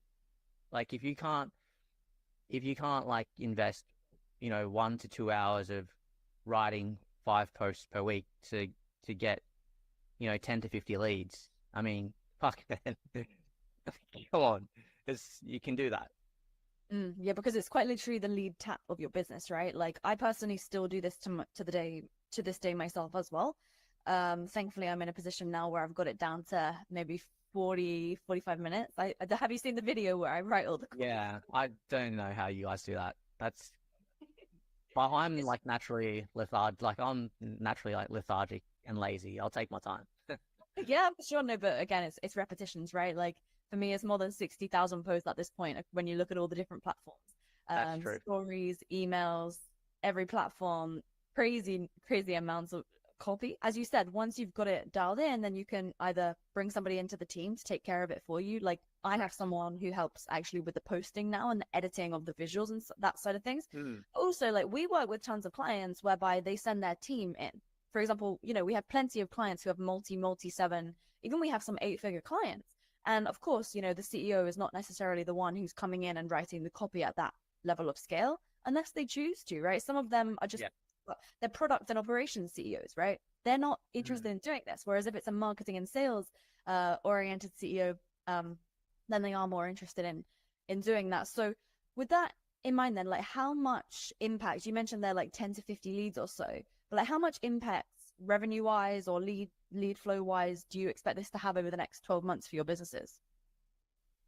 Oh, like 200K in revenue for the in-person studio, just in like that lead revenue stream. But with the online personal training coaching business, it's going to be like 80% of our, 70 to 80% of our lead generation strategy. So like, yeah, we want that to be, definitely, like I said, our first step is to get it to 20 to 30K plus months. But like our ultimate goal is to, to get it close to like 100. Yeah, it's just more like the time saving of the support and not having to try and do things or figure it out for myself. But also the other people in the group are quite motivating too. Seeing what they do with their posts and the level of business that they're at, it's really inspiring as well. And they're always sharing what's working for them as well. And the good thing is that there are people who are like, there are others who are in like the health and fitness space and like in that group, and we're all like sharing ideas and sharing what's working. So that's always a good thing too. Yeah, and we got to meet in London as well when you flew from Australia to London for our event. That was awesome. Yeah. And you met quite a few of our other members there as well, which was really, really fun. So yeah, I paid some of them some money too. So yeah, it's crazy. All right, there we go. Doing business together. That's what we like. Yeah. That. So like for someone who's watching this right now, they're not sure about taking the next step with us. Candidly, what would you say to them? There's obviously reasons they shouldn't do it and reasons they should. So if we start with like why they shouldn't jump into Scale Systems right now, like why would you tell them don't even bother with this? Oh, that's a good question. I mean, I guess like if you're like not an action, like if you're not going to implement the stuff that you teach or like turn up to the calls or ask questions, then yeah, you wouldn't do it anyway. But I don't think like that's the type of person that kind of would inquire for you anyway. I guess if you don't have big goals, like if you're maybe just like wanting to do things like on your own, like definitely there's a level of success that you can reach that's probably comfortable, that you can kind of do on your own, just literally by like watching your content, Lauren. But most of the people that are like in the group, and me myself, it's we want to like scaling up our second business, or put on a team, or have more profit margins within our business, and have the ability to let's say travel and things like that. if you're still on the edge, like, you know, you have to at least speak to someone from Lauren's team. Like, just hop on that no obligation call, because like, if you can't like just simply do that, then yeah, I mean, like, you're a business owner, right? So you want to at least kind of like do that and see what the options are. But you know, like, I'm a big fan of, I guess you just got to be like, like, if you have self-confidence that you are going to like be successful anyway, well then like being part of like Scale Systems and with Lauren, it's just going to, you know, make things a lot more clearer and probably get you there a lot faster. I mean, I wouldn't have traveled from like Australia to like Lauren's seminar, you know, if I didn't get results as well. So like, I've applied it and it's, you know, it's worked, and it's saved me a lot of like time and money and frustration. And for you, it's just going to make your lead generation a lot clearer, and probably a lot more exciting as well, because the thing is that like, you're going to be able to easily implement this organic system, and it's going to be, you're going to get better at it. But not just that, like, you know, Lauren and Scale Systems in the group, they have other lead generation systems as well that they're regularly testing and doing and sharing like with us. And for me, that's really exciting too, because like, I can, you know, already test that too. Like, just for example, like implementing like the impact calls, you know, that's speed to lead is a lot faster too. Awesome. No, thank you so much, Gordon. I appreciate you coming on today. I'm going to make sure that all of your socials are linked. And, you know, for any PTs who are looking to expand your personal training business, your guy is Gordon, that's for sure. So go DM him on Insta, let him know that you came from us here. And Gordon, I so appreciate you doing this with me today. No worries. Thank you so much. And we're going to scale this thing to multi-7 figures. All right. Thanks, Lauren.